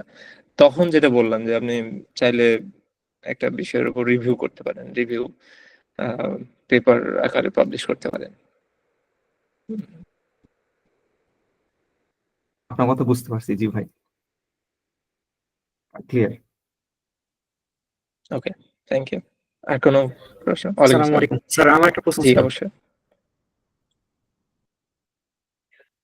জি, বলছিলাম যে আমি একজন নিউ কামার রিসার্চার, মানে আমি রিসার্চার হইতে চাই, তো সেই ক্ষেত্রে আমার করণীয় কি? মানে আমার ইন্টারেস্ট আছে, আমি একটা ফিল্ডে রিসার্চ করতে চাই, তো সেই ক্ষেত্রে আমার করণীয় কি? ওকে, করণীয় হবে, আপনি তো নিশ্চয়ই কোনো প্রতিষ্ঠানের সাথে যুক্ত, কোনো ইউনিভার্সিটিতে কলেজে পড়েন। প্রথমেই আমি হলে যেটা জি, আমি করতাম হাজী সেটা, মোহাম্মদ আনিস বিজ্ঞান ও প্রযুক্তি বিশ্ববিদ্যালয়ে চাকরি করি, জি জি, ম্যাথমেটিক্স ডিপার্টমেন্ট। ম্যাথমেটিক্স। আমি যেটা সাজেস্ট করব সেটা হচ্ছে টিচারদের সাথে কথা বলা, যারা রিসার্চ অ্যাক্টিভলি করছেন। হ্যাঁ, তাদের অ্যাপ্রোচ করা যে স্যার আমি খুব ইন্টারেস্টেড রিসার্চের ব্যাপারে, তো আপনি যদি কোনোভাবে আমাকে হেল্প করতে পারেন, অথবা আপনার কোনো অনগোয়িং কোনো প্রজেক্ট থাকলে সেই প্রজেক্টে আমাকে যদি ইনক্লুড করতে পারেন। এভাবে টিচারদের অ্যাপ্রোচ করা, হ্যাঁ, টিচারদের অ্যাপ্রোচ করে কাজ শিখা প্রথমে। আমি প্রথমেই এটা সবাইকেই বলবো, আমার এক্সপিরিয়েন্স থেকে বলছি যে আমি যেটা করতাম, আমি যখন আন্ডারগ্রেড রিসার্চার, আমি থার্ড ইয়ারে এক স্যারের সাথে যুক্ত হয়েছিলাম। তো স্যারের প্রতি আমি সারা জীবন কৃতজ্ঞ। স্যার আমাকে কি বলবো, যেভাবে বিভিন্ন প্রজেক্টে ইনভলভ করেছেন, সেটার সেটার পরেও আমি পার্সোনালি এত বেশি ইন্টারেস্টেড ছিলাম যে রিসার্চে, আমি মানে তখনই আমি জানি যে আমি হায়ার স্টাডিতে যেতে চাই, আমি বাইরে আসতে চাই। আমার মাথায় আর অন্য কিছু নাই যে আমি চাকরির প্রিপারেশন নেবো বা কিছু। তো আমি খুবই ডিটারমাইন ছিলাম আগে থেকে। তো এই ইন্টারেস্টটা আমি স্যারকে সবসময় শো করতাম যে স্যার আমি খুবই ইন্টারেস্টেড রিসার্চের ব্যাপারে। আর এমনকি স্যারের হচ্ছে মাস্টার্স এর স্টুডেন্ট ছিলেন বেশ কিছু, প্রায় 4-5 জন। আমি প্রায় সবার প্রজেক্টে ইনভলভ ছিলাম। সবগুলি যে পাবলিশ হয়েছে এমন না, কিন্তু আমার পাবলিশ হয়েছে হয়তো গুটি কয়েক, কিন্তু আমি তার থেকে বেশি, অনেক বেশি কাজ করেছি। হ্যাঁ, আমি ইভেন মাস্টার্স এর স্টুডেন্ট মানে ভাই আপুদের আমি ফোন দিয়ে বলতাম যে ভাই কোনো কাজ থাকলে আমাকে দেন, কোনো ডেটা ইনপুট করতে হবে এক্সেলে, আমাকে দেন। তো আমার মনে হয় একদম আপনি যদি সত্যি ইন্টারেস্টেড হয়ে থাকেন, তাহলে আপনি সেটা একদম খুলে শেয়ার করেন, হ্যাঁ, স্যারদের সাথে। আর আপনার যতটুকু এক্সপেকটেশন রাখে যে প্রজেক্টে স্যার ইনক্লুড করলো, করার পরে আপনার কাছে এক্সপেকটেশন হচ্ছে আপনি এই কাজটা করবেন, তার থেকে আপনি একটু বেশি করেন। দেখবেন এটাতে হয় কি, এটাতে আপনার আশেপাশের মানুষজন বুঝতে পারে যে আপনি কতটা প্যাশনেট এই ব্যাপারে। আমি ফোর্থ ইয়ারে উঠতে উঠতে আমার ফ্রেন্ড, আমার আশেপাশের বন্ধু মহল থেকে শুরু করে অনেক টিচার বলা শুরু করছে যে আমি আমি হয়তো মাস্টার্স দেশের বাইরে করব, আমি জার্মানি চলে গেছি, আমি অস্ট্রেলিয়া চলে গেছি, মানে এরকম প্রায় প্রায় গুজব উঠতো। কারণ আমি আসলে ফাইনাল পরীক্ষার মধ্যে, ইভেন ফাইনাল পরীক্ষার ভেতরে তো 2-3 দিন গ্যাপ থাকে, আমি গিয়ে ল্যাবে কাজ করে এসেছি, দেখা গেলো যে একদিন, তারপরে আমি 2 দিনের সিলেবাস কভার করে আমি ফাইনাল পরীক্ষা দিয়েছি।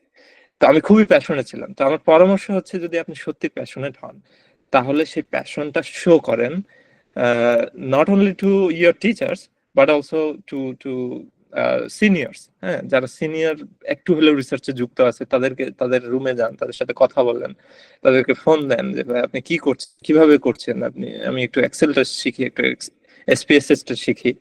আগে কাজ শিখেন। আপনি যখন এরকম শিখে যাবেন, তখন তখন টিচাররাই বুঝবে যে আরে এই ছেলে তো খুব প্যাশনেট, একে একে হেল্প করাই যায়, বা তারাও বুঝবে আসলে যে আপনার ইন্টারেস্টটা কোথায়। তখন আমার মনে হয় যে প্রজেক্টে নিতে বাধ্য তারা এক প্রকার, হ্যাঁ, নৈতিকভাবে। তো এই কাজটা আপনি করতে পারেন, হ্যাঁ, যে জুনিয়র রিসার্চার হয়ে যদি কোনো একটা প্রজেক্টে কোনো একটা প্রজেক্ট বলতে এখন তো ডিফাইন্ড কোনো এরিয়া থাকবে না আপনাদের, আপনারা জাস্ট রিসার্চার হতে চান, তাই না? হ্যাঁ, এখন আপনারা যেটা করবেন সেটা হচ্ছে সেই আগ্রহটা যে আমি করতে চাই, সেটার জন্য তো রিসার্চ তো আসলে ওই অনেকগুলি কম্পোনেন্টের সমন্বয়ে হয়। যেমন আপনার আপনার আপনার ওয়ার্ডে স্কিল কি, একটা একটা ফরম্যাট তৈরি করা, হ্যাঁ, একটা পার্টিকুলার ওয়েতে একটা প্যারাগ্রাফ লেখা, তারপরে এই যে রেফারেন্সটা কিভাবে ম্যানেজ করতে হয়, আমি যেটা একটু পরে আলোচনা করব। বিভিন্ন টুল আছে, বিভিন্ন সফটওয়্যার আছে যেগুলি ব্যবহার করে রেফারেন্স ম্যানেজ করতে হয়। তারপরে এক্সেল, দেখালো যে ডেটা অ্যানালিসিস, টুকটাক বিভিন্ন জিনিস করা যায়। তারপরে এসপিএসএস আছে, ইভেন এখন আর অনেক পপুলার, হ্যাঁ, প্রোগ্রামিং ল্যাঙ্গুয়েজ পাইথন অনেক পপুলার। তো এগুলি আপনি শিখতে পারেন। তো আগে স্কিলগুলি শিখেন, তারপরে প্রজেক্ট অবশ্যই আসবে। আর যদি সেটা নাও আসে, তাহলে তো আপনি মাস্টার্স যদি করেন, সত্যি রিসার্চে আগ্রহী হয়ে থাকেন, তাহলে তো অবশ্যই মাস্টার্স করবেন। তো দেশে হোক বাইরে হোক, মাস্টার্সে আপনার রিসার্চ করাই লাগবে, তাই না? তো ভাই সেখানে আসসালামু আপনি আলাইকুম, একটা ভালো দুটো মিনিট প্রজেক্ট নিতাম ভাই। করতে পারবেন। ভাই তাহলে যদি আমরা কোশ্চেন অ্যান্সারিংটা ভাই শেষের দিকে করলে হয়তো ভালো ভাইয়া হয়। বলছিলাম যে আমি যাদের একজন যাদের স্যারের সাথে কোশ্চেন আছে। ইনভলভ হয়ে আছি।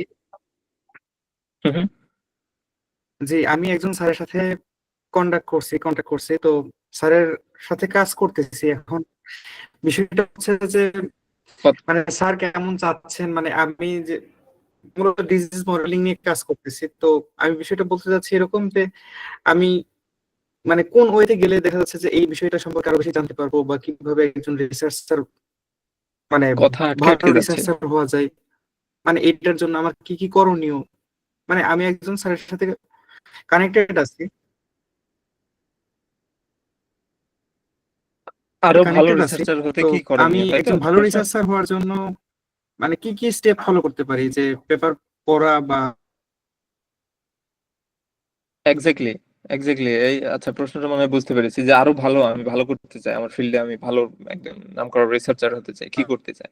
তো এখন আমার ভাই একটা মিনিট একটু কথা বলতাম ভাই, একটু অনুমতি দিলে ভাই। অন্যান্য কি হ্যালো,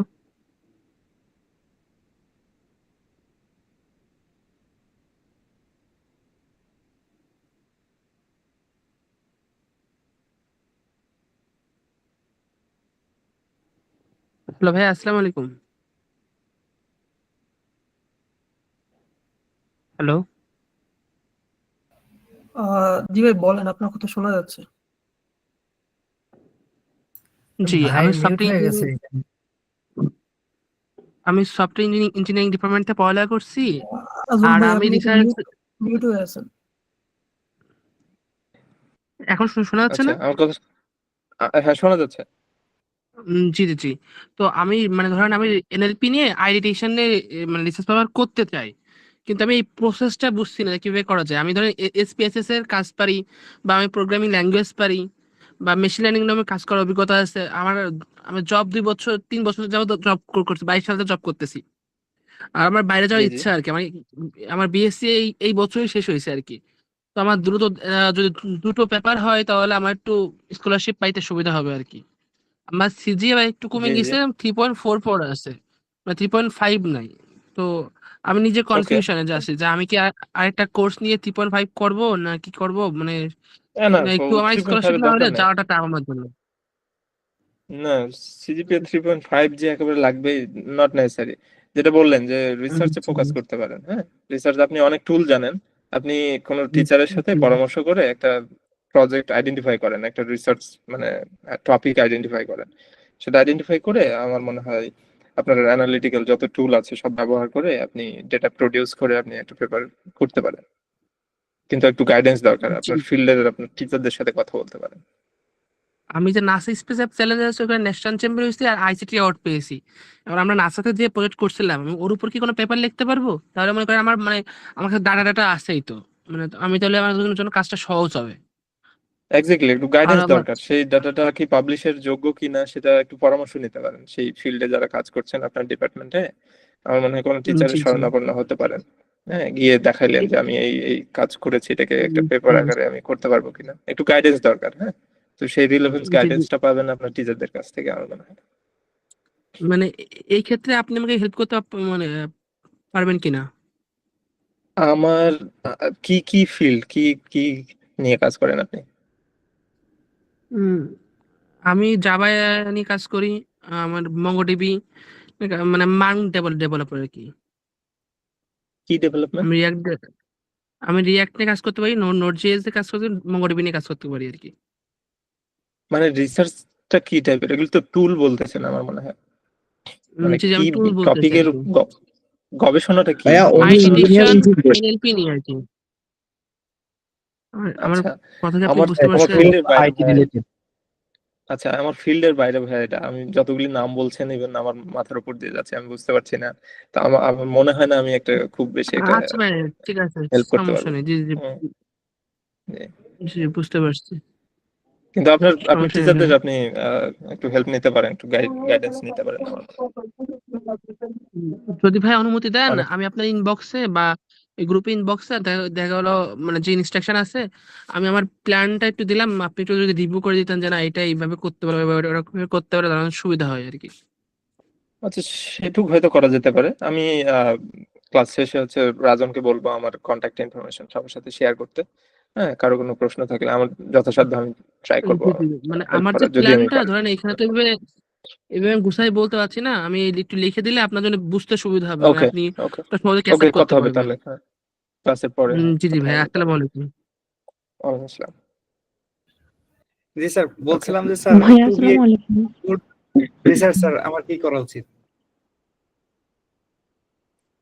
আচ্ছা, ওইটা আমি ওইটাই বলছিলাম যে আসলে আপনি এখন আন্ডার গ্রাডে আছেন। তো ভালো রিসার্চার হওয়ার জন্য যেটা এখন দরকার আমার মনে হয়, সেটা আপনি তো একটা প্রজেক্টে যেহেতু আছেনই, সেটার পাশাপাশি আপনি যেই ফিল্ড, একটা ফিল্ড আইডেন্টিফাই করেন, মানে which is very very difficult at this stage of your career, যে কোনো একটা পার্টিকুলার ফিল্ড। হ্যাঁ, যখন আপনি একটা ল্যাব দেখবেন, একটা গবেষণা দেখবেন, আমার মনে হয় সব বিষয়ে ইন্টারেস্ট আসবে, যে এটা করতে চাই, এটাও করতে চাই, কিন্তু একটা পার্টিকুলার একটা ফিল্ড মোটামুটি, হ্যাঁ, একটা আইডেন্টিফাই করে আপনি সেই ফিল্ড সম্পর্কিত যত বেশি জ্ঞান পারা যায় আহরণ করেন। যত বেশি সেই ফিল্ডে আরো ভালো রিসার্চার হতে গেলে কি কি টুল জানা দরকার, সেটা আপনি বিভিন্ন টিচারের সাথে হোক, অনলাইনে বিভিন্ন সার্চ দিয়ে হোক, আপনি আইডেন্টিফাই করেন যে কি কি টুল আপনাকে হেল্প করবে ওই ফিল্ডে অনেক ভালো রিসার্চার হওয়ার। তো সেগুলি নিয়ে আপনি আপনি শেখার চেষ্টা করেন। আর যে থিওরিটিক্যাল নলেজ, এটা যে কোনো ফিল্ডের বেসিক নলেজ গুলি হচ্ছে ফাউন্ডেশন। ফাউন্ডেশন ছাড়া কখনো বড় বিল্ডিং হয় না, তাই না? সবাই জানে। ফাউন্ডেশনটা ইম্পর্টেন্ট, আপনার ওই ফিল্ডে ফাউন্ডেশনটা বাড়ান। পাশাপাশি আপনার ইংলিশ স্কিলটা, writing skill is very very key to be good researcher also, এবং গুড কমিউনিকেটর। হ্যাঁ, একটা রিসার্চ আমি করলাম, সেটা একটা কনফারেন্সে গিয়ে আমাকে প্রেজেন্ট করতে হবে, সেই প্রেজেন্টেশনটা কিভাবে ভালোভাবে দেওয়া যায়, সেই স্কিলটা ডেভেলপ করেন। আপনারা একটা গ্রুপ করেন, সমমনা যদি কোনো স্টুডেন্ট থাকে তাদের নিয়ে একটা গ্রুপ করেন, দিয়ে আপনারা নিজেরাই একটা করে পেপার পাবলিশ করেন, সেটাকে বলে জার্নাল ক্লাব। একটা জার্নাল ক্লাব করতে পারেন, যে উইকলি অথবা বাই উইকলি একটা পেপার সিলেক্ট করে নিজেদের মধ্যে আপনারা প্রেজেন্ট করেন সেই পেপারটাতে কি আলোচনা করা হয়েছে, ইন্ট্রোডাকশন থেকে শুরু করে কনক্লুশন পর্যন্ত। হ্যাঁ, আধা ঘন্টা 1 ঘন্টা সময় নিয়ে। তো এইভাবে করে যদি কিছু হ্যাবিট বিল্ড আপ করতে পারেন, তাহলে আপনি মাস্টার্স পিএইচডি তে আস্তে আস্তে অনেক ভালো একজন রিসার্চার হয়ে যাবেন, আই বিলিভ। আশা করি উত্তরটা পেয়েছেন। জি, জাযাকাল্লাহ। ভাইয়া আমার একটা প্রশ্ন ছিল, আপনি পারমিশন রিসার্চ দিলে পেপার করতে পারি? স্যার আমাদের ক্লাসটা আচ্ছা, শেষ করে রিসার্চ কোশ্চেনগুলো পেপার নিলে ভালো পড়ার জন্য হইতো। কোনো ওয়েবসাইট সাজেস্ট করলে ভালো হয়। স্যার আমাদের ক্লাসটা শেষ করে একজন একজন কোশ্চেনগুলো করে নিলে কথা বললে ভালো আমার হইতো। জন্য ভালো হয়। ক্লাস শেষে আচ্ছা, প্রশ্নগুলো নিলে স্যার ভালো হয়।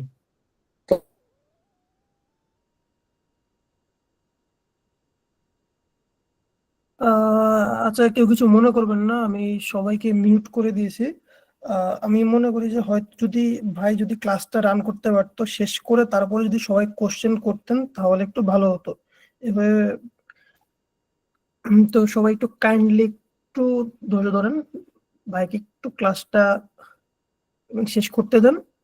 ভাইয়ের যে একটা যে স্লাইডটা আছে সেটা শো করতেছে, দেন আপনারা একটু কোশ্চেন করবেন প্লিজ।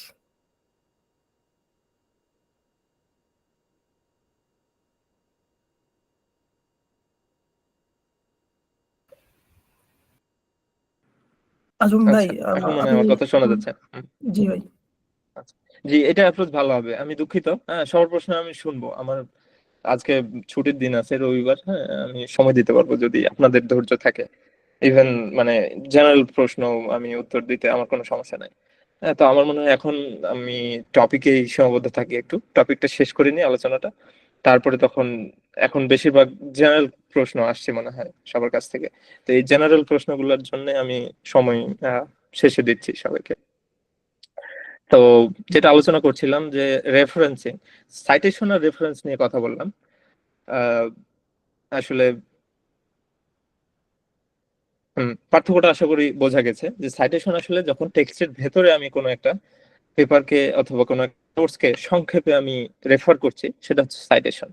আর ইন ডিটেলসে অনেকগুলি তথ্য দিয়ে ডিটেল ফরম্যাটে যখন আমি সেই রেফারেন্সটাকে দিচ্ছি, তখন সেটাকে বলা হচ্ছে আসলে অ্যাকচুয়াল রেফারেন্স, তাই না? তো এগুলির অনেকগুলি ফরম্যাট আছে। হ্যাঁ, আমি যেগুলি হচ্ছে বহুল ব্যবহৃত ফরম্যাট, এই 7টা ফরম্যাট আমি একটু লিস্ট ডাউন, 7টা বা 8টা আমি জানি না, কাইন্ড অফ এই ফরম্যাট গুলি নিয়ে একটু কথা বলি। সব থেকে বহুল ব্যবহৃত হচ্ছে APA format. American psychological association নামে একটা অ্যাসোসিয়েশন আছে। তো তাদের কিছু পেপার, কিছু দেখা গেলো যে জার্নাল বের হয়, মানে সায়েন্টিফিক আর্টিকেল, সেগুলিতে তারা যেভাবে রেফারেন্সটা ব্যবহার করে, এই স্টাইলটা আসলে হিউম্যানিটিজে অনেক বেশি ব্যবহৃত হয়। ইভেন সায়েন্স কমিউনিটিতেও আমি অনেক বেশি দেখি এপিএ স্টাইল ফলো করা হয়। তো এই স্টাইলটার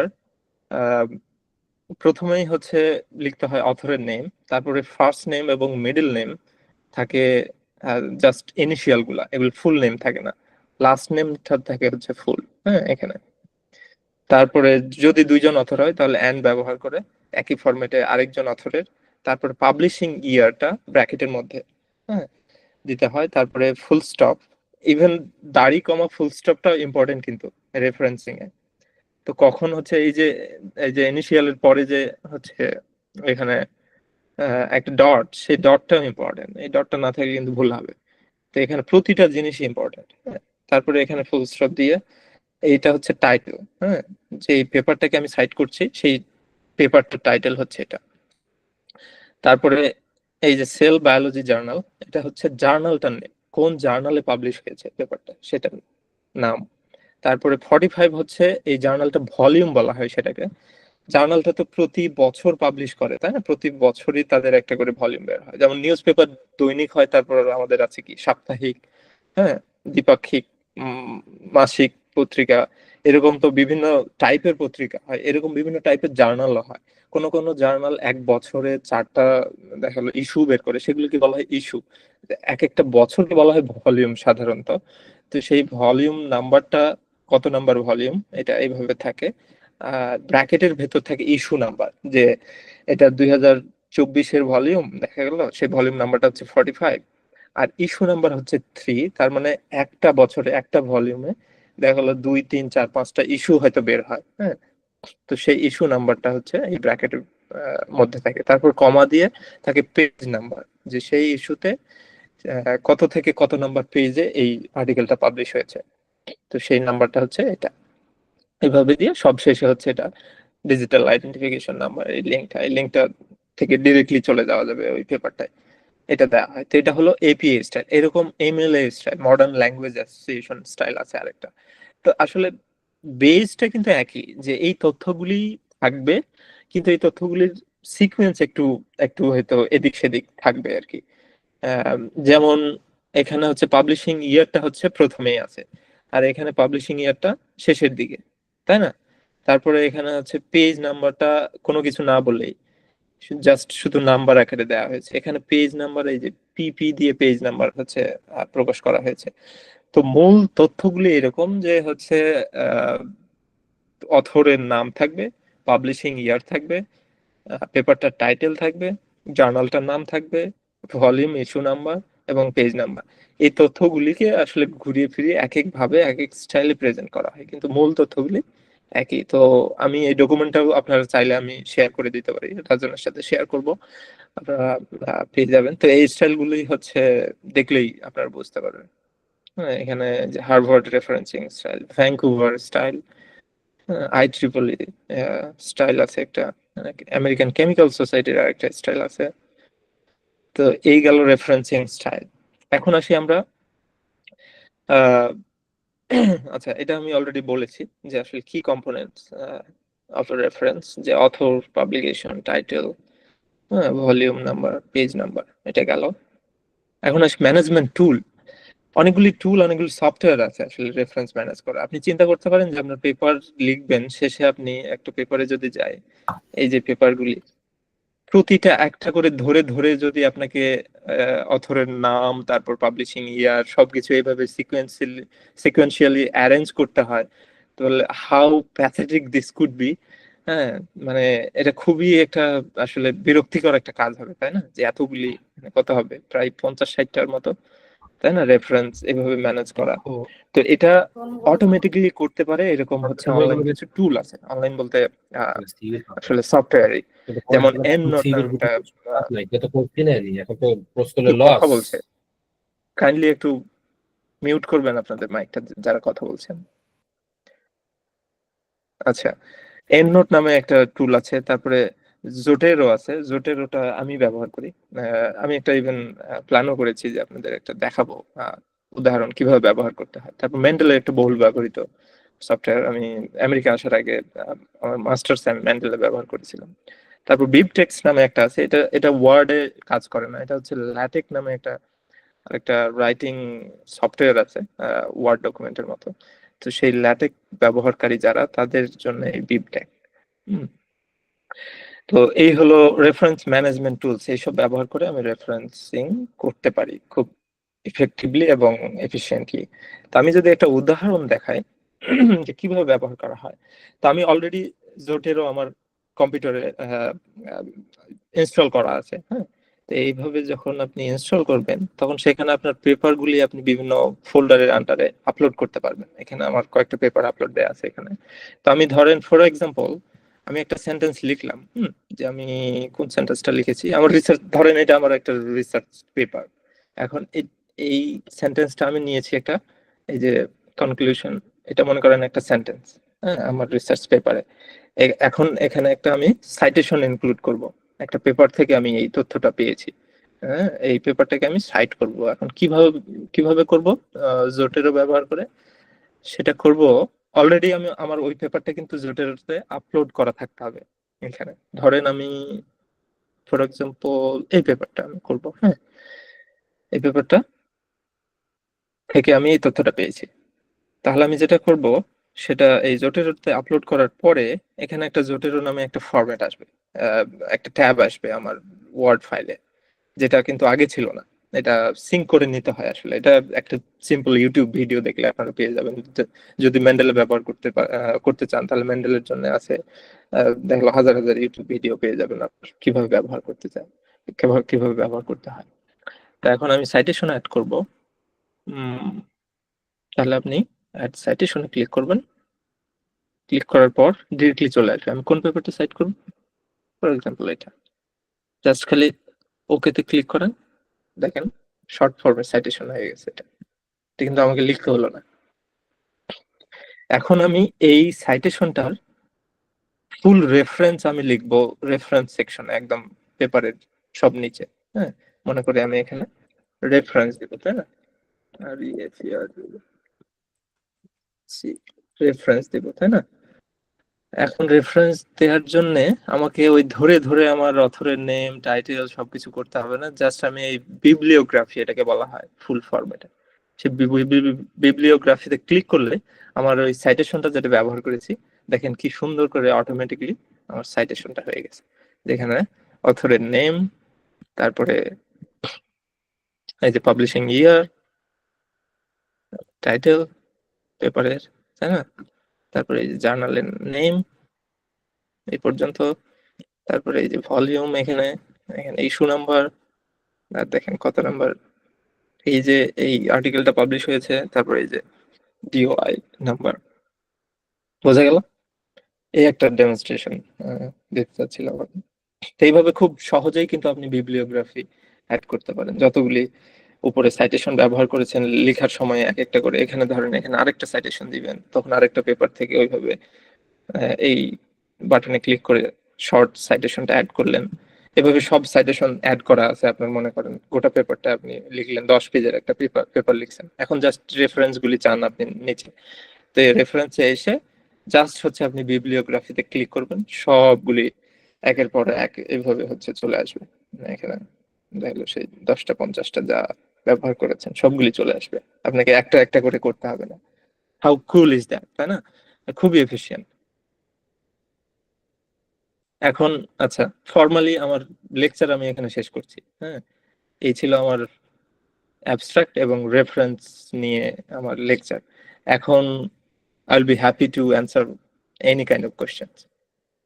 আসসালামু আলাইকুম কিন্তু ভাই, আগে একটা রিলেভেন্ট প্রশ্ন ছিল। কোশ্চেন গুলো যদি রিলেভেন্ট জি কোশ্চেন ভাই। থাকে, হ্যাঁ, একটু শুনে নেন। যে রেফারেন্স এবং অ্যাবস্ট্রাক্ট নিয়ে যদি রিলেভেন্ট কোশ্চেন থাকে তাহলে সেগুলি আগে করেন যাদের আছে। আর যদি ইন জেনারেল রিসার্চ, এই যে রিসার্চার হতে গেলে বাইরে হায়ার স্টাডি নিয়ে, হ্যাঁ, আমার সম্পর্কিত কোনো প্রশ্ন, এগুলি যদি থাকে, যেগুলি হচ্ছে আউট অফ কনটেক্সট, সেগুলি একটু পরে করেন। যাদের হচ্ছে রিলেভেন্ট কোশ্চেন আছে তারা একটু আগে করেন। ভাই, আমার পেপার ডাউনলোড নিয়ে একটা কোশ্চেন ছিল, যদি একটু ওকে, সুযোগ দিতেন। ইয়া, আমরা অবশ্যই। যখন গুগল স্কলারে কিছু পেপারের যেমন সরাসরি ডাউনলোড অ্যাক্সেস দেওয়া থাকে, যেগুলো না দেওয়া থাকে সাইহাব ইউজ করি। রিসেন্ট পেপার গুলো দেখা যাচ্ছে সাইহাবও পাওয়া যাচ্ছে না। আপনার কাছে কোনো ইফেক্টিভ ওয়ে আছে রিসেন্ট পেপার গুলো পাওয়ার জন্য? না, সাইহাবের উপরে অন্য কোনো ওয়েতে আর পেপার মানে ডাউনলোড করার ওয়ে আমারও জানা নেই আসলে। আমি যেটা করি, আমাদের ইউনিভার্সিটির হচ্ছে একটা পলিসি আছে, হ্যাঁ, এটাকে বলা হয় ইন্টার লাইব্রেরি লোন নামে একটা অপশন আছে। কেউ কথা বলছেন, মাইকটা কাইন্ডলি একটু মিউট করবেন। মাইকটা কাইন্ডলি বন্ধ করবেন। আচ্ছা, তো এই আমাদের লাইব্রেরিতে হচ্ছে রিকোয়েস্ট করলে তারা সেটা অন্য লাইব্রেরি থেকে ধার করে আমাকে একটা পিডিএফ পাঠায়। তো এইভাবে আমি যে কোনো পেপার পেতে পারি। তো একান্তই যদি দরকার হয় কোনো পেপার যেটা একদমই পাচ্ছেন না, আমাকে রিচ করলে আমি হয়তো সেটা আমার লাইব্রেরি থেকে ম্যানেজ করে দিতে পারি। কিন্তু সাইহাবে যদি কোনো কিছু পাওয়া না যায় তাহলে অন্য কোনো ওয়েতে আমার জানা নেই আসলে। ভাইয়া আমার একটা কোশ্চেন ঠিক আছে, ছিল। আসসালামু ধন্যবাদ। আলাইকুম। ওয়ালাইকুম আসসালাম, জি অবশ্যই। আমি যখন হচ্ছে কোনো পেপারের রেফারেন্স দিচ্ছি, মানে সাইটেশন জি করতেছি, আমি দেখা যাচ্ছে যে একসাথে 2-3টা পেজ, মানে 2-3টা লাইন বা হচ্ছে মানে মোটামুটি 2-3 লাইনের একটা কনসেপ্ট আমি হচ্ছে আমার পেপারে দিলাম। এখন আমি যখন সাইটেশনটা অ্যাড করতেছি, তো দেখা যাচ্ছে যে আমি সেই 2-3 লাইনের শেষে গিয়ে সাইটেশন অ্যাড করতেছি। এখন ওই সাইটেশনটা কি শুধু আমার শেষ লাইনটাকেই মিন করবে, নাকি হচ্ছে ওই পুরোটুকুকেই মিন করবে? That's a tricky question. আপনার যদি 3টা সেন্টেন্সে ইম্পর্টেন্ট হয়ে থাকে তাহলে আমি 3টা সেন্টেন্সের শেষেই একই রেফারেন্স ব্যবহার করতে পারেন। There's no problem with that. ও দেখা কিন্তু যাচ্ছে যে আমি সাধারণত 1 এটা নাম্বার মিন করে যে একটা সেন্টেন্স শেষে যদি রেফারেন্স ব্যবহার করি যে কোনো সেন্টেন্সের শেষে, তার মানে শুধু কাইন্ড অফ ওই সেন্টেন্সটাকেই রেফার করে যে সেন্টেন্সটাই আমি এই পেপার থেকে পেয়েছি। তো যদি আপনার 3টা সেন্টেন্সকে মনে হয় আপনি অন্য কোনো পেপার থেকে নিচ্ছেন তাহলে ওই 3টাতে আপনি একই সাইটেশন ব্যবহার করেন, কোনো সমস্যা নেই। বোঝা গেছে আমার কথা? তার মানে 1 নাম্বার আমি যদি নাম্বারিং করি তাহলে এক করে ওরকম সবখানে দিতে হবে। এক্স্যাক্টলি। হুম, 3টাতেই আচ্ছা, আপনি থ্যাংক এক ইউ। ব্যবহার করবেন। sure. আসসালামু আলাইকুম ভাই। ওয়ালাইকুম সালাম। ভাই একটু ইন ব্রিফলি যদি বলতেন, আমি প্রথম দিকে এমএস এর যদি একটা রিভিউ আর্টিকেল লিখতে চাই সেক্ষেত্রে কি কি স্টেপ ফলো করবো, মানে কিভাবে করলে রিভিউ আর্টিকেলটা আমি সাকসেসফুলি কমপ্লিট করতে পারবো এবং পাবলিশ করতে পারবো? Review, it's a very good question. হ্যাঁ, এটা I am still learning and struggling. হ্যাঁ, যে আসলে ইফেক্টিভ ওয়ে কি আসলে রিভিউ আর্টিকেলটা এটা লেখার। তো আমি যেটা মোটামুটি আমার আন্ডারস্ট্যান্ডিং এই পর্যন্ত আর যে পদ্ধতিটা আমি ফলো করতেছি সেটা হচ্ছে আমি আসলে কি করতে চাই, একটা টপিক একদম পার্টিকুলার, একদম টপিক যেটা নিয়ে আমি মানে টু দা পয়েন্ট ওই টপিকটা নিয়ে কারোর সাথে আমি কনসাল্ট করতেই পারি, আমার টিচারদের সাথে অথবা আমার টিমে যদি আর কেউ থাকে তাদের সাথে কনসাল্ট করে, অথবা আমি যদি একাই হয়ে থাকি টিম মেম্বার তাহলে নিজের মধ্যেই একটা একদম ফ্রেমওয়ার্ক দাঁড় করানো যে আমি ইন্ট্রোডাকশনটা লিখবো, তারপরে হচ্ছে তারপরে আমার আলোচনার সেকশনটা কি হবে, কারণ এখানে তো গতানুগতিক হবে না, এখানে তো কোনো মেথড থাকবে না, কোনো রেজাল্ট সেকশন থাকবে না। তাহলে আমি ইন্ট্রোডাকশনের পরে আমি কি আলোচনা করতে চাই, মানে মোট কথা গোটা পেপারটার একটা ফরম্যাট আগে দাঁড় করানো, সেটা একদম একদম লিখিত আকারে। হ্যাঁ, এবং সাব সেকশন গুলি সহ, মানে গোটা ডিটেলসে যে আমি ইভেন আমার ইন্ট্রোডাকশনে আমি প্রথম প্যারাতে কি আলোচনা করব, দ্বিতীয় প্যারাতে কি আলোচনা করব, এইভাবে গোটা একটা ফরম্যাট। আসলে এত ডিটেলসে ফরম্যাটটা মনে হয় ইনিশিয়ালি আসবে না, ইনিশিয়ালি হচ্ছে মোটামুটি একটা ফরম্যাট যে আমি আসলে একদম পার্টিকুলার টু দা পয়েন্টে এই টপিকটার উপর আলোচনা করব, এমনকি এটার অমুক পার্সপেক্টিভটা নিয়ে আলোচনা করব। আসলে রিভিউ পেপার যদিও শোনা যাচ্ছে যে হয়তো একেবারে 100টা পেপারের সামারি, শুধু তো সামারি লিখে দিলে পেপারটা হয়ে যায় না, কোনো একটা পার্সপেক্টিভ ধরে আলোচনা করতে হয়। ফর এক্সাম্পল আমি যেমন একটা ধরো একটা পাথওয়ে নিয়ে কাজ করছি, একটা জেনেটিক পাথওয়ে। হ্যাঁ, সেই পাথওয়েটার আমি বিভিন্ন দিক দিয়ে আলোচনা করতে পারি, যেমন সেটার কি কি জিন ইনভলভ, ওখানে কি কি প্রসেসে একটা জিন আরেকটা জিনের সাথে যুক্ত হচ্ছে দিয়ে এফেক্টটা হচ্ছে, সেটা একটা ওয়ে। হ্যাঁ, টু অ্যাপ্রোচ দিস। আরেকটা ওয়ে হতে পারে যে আসলে এই যে পাথওয়েটা নিয়ে আলোচনা করছি সেটার এভলিউশনারি পার্সপেক্টিভটা কি, যে অন্য ব্যাকটেরিয়াতে এটা কিভাবে হয়, অন্য অর্গানিজমে এটা কিভাবে হয়। দেখো একই জিনিস, ম্যাটেরিয়াল একটাই থাকছে, কিন্তু তুমি কোন দিকটার দিকে, কোন পার্সপেক্টিভটা থেকে হচ্ছে তুমি ফলো করতেছো, তুমি চাচ্ছ আলোচনা করতে, সেটা কিন্তু ইম্পর্টেন্ট, তাই না? তো একই বিষয়ের উপর বিভিন্ন অ্যাঙ্গেলে দেখে কিন্তু বিভিন্ন ভাবে ডেটাগুলিকে উপস্থাপন করা যায়। তো আমি কোন ওয়েতে আগাতে চাই সেটার একটা আসলে ফ্রেমওয়ার্ক আগে দাঁড় করানো, তারপরে তখন সেই আলোচনাটা করতে গিয়ে, যেমন আমি যদি মনে করি এই পাথওয়েটার ব্যাকটেরিয়াতে কি, তখন আমি কোন পেপার খুঁজবো, ব্যাকটেরিয়াতে ওই পাথওয়েটা কিভাবে হচ্ছে সেই রিলেটেড পেপার খুঁজবো। কিন্তু আমি যদি ইভলিউশনের দিকে নাই যাই, ওই পাথওয়েটা কোত্থেকে আসলে, আমি শুধু মেকানিক্যাল অ্যাসপেক্টে গেলাম যে এই পাথওয়েটা কিভাবে কাজ করে, এই জিনটা আরেকটা জিনের সাথে কিভাবে কাজ করে, তখন আমি ওই রিলেটেড পেপার খুঁজবো, তাই না কি? তো এইভাবে করে মোট কথা একটা ফ্রেমওয়ার্ক দাঁড় করে তারপর আমি লিটারেচার সার্চ করব যে এই বিষয়ে কি কি এক্সিস্টিং লিটারেচার আছে, সেটাকে সার্চ করে সেগুলিকে পড়ে তখন একটা সামারি আকারে পেপারটা লিখতে হবে। একটু কি ধারণা পাওয়া গেল? জি ভাই, ধন্যবাদ। Thank you. আচ্ছা, আর কারো কোনো প্রশ্ন? আচ্ছা, আমার মনে হয় স্ক্রিনটা শেয়ার আমি বন্ধ করি, এখন জাস্ট গল্প করি। ওকে, মাচ বেটার। জি, কে জানি কথা বলছিলেন? আমরা যারা 7 কলেজে আছি তো তাদের তো ল্যাব ফ্যাসিলিটিস নেই, আর আমাদের টিচারদের কোনো হেল্প পাওয়া যায় না। তো আমি হচ্ছে ফার্স্ট ইয়ার দিলাম, ফাইনাল দিচ্ছি, তো এখন আমরা কিভাবে স্টার্ট করতে পারি? আপনার ফিল্ড কোন ফিল্ড একটু কাইন্ডলি বলবেন? বিবিএ। বিবিএ। আমার মনে হয় আপনি ওই ফিল্ডের কোন টপিকে ইন্টারেস্টেড সেই টপিকটা নিয়ে আগে একটু পড়াশোনা করতে পারেন, যে এখানে আসলে কি ধরনের রিসার্চ গুলি হয়, আগে একটু নিজেকে পরিচিত করাতে পারেন নিজের ফিল্ডের সাথে, নিজের আগ্রহের সাথে।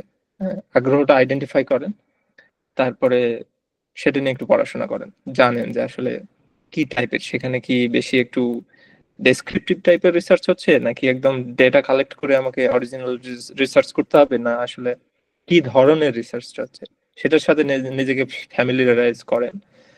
তারপরে তখন একটা একটা একটা ওয়ে আইডেন্টিফাই করেন যে আমি কি অরিজিনাল রিসার্চ করতে পারবো, যে টাইপের ডেটাগুলি দরকার সেই টাইপের ডেটাগুলি কি আমি পার্সোনালি, আমরা কয়েকজন বন্ধু বান্ধব মিলে কি ডেটাগুলি কালেক্ট করে অ্যানালাইজ করে লিখতে পারবো, নাকি আমি জাস্ট হচ্ছে একটা মেটা অ্যানালাইসিস করতে পারি। মেটা অ্যানালাইসিস মানে ধরেন 10টা পেপার নিলেন অথবা 50টা পেপার নিলেন একটা ফিল্ডের, সেই পেপারগুলিতে কি কি ডেটা প্রেজেন্ট করা হয়েছে, সেই ডেটাগুলিতে কি কি কনসিস্টেন্সি ইনকনসিস্টেন্সি, সেগুলিকে আবার মেটা অ্যানালাইসিস, এই ওয়ার্ডটা আপনি নোট ডাউন করে রাখতে পারেন, এটা নিয়ে একটু পড়াশোনা করেন যে মেটা অ্যানালাইসিস কিভাবে করতে হয়, এটা নিয়ে একটু স্টাডি করতে পারেন।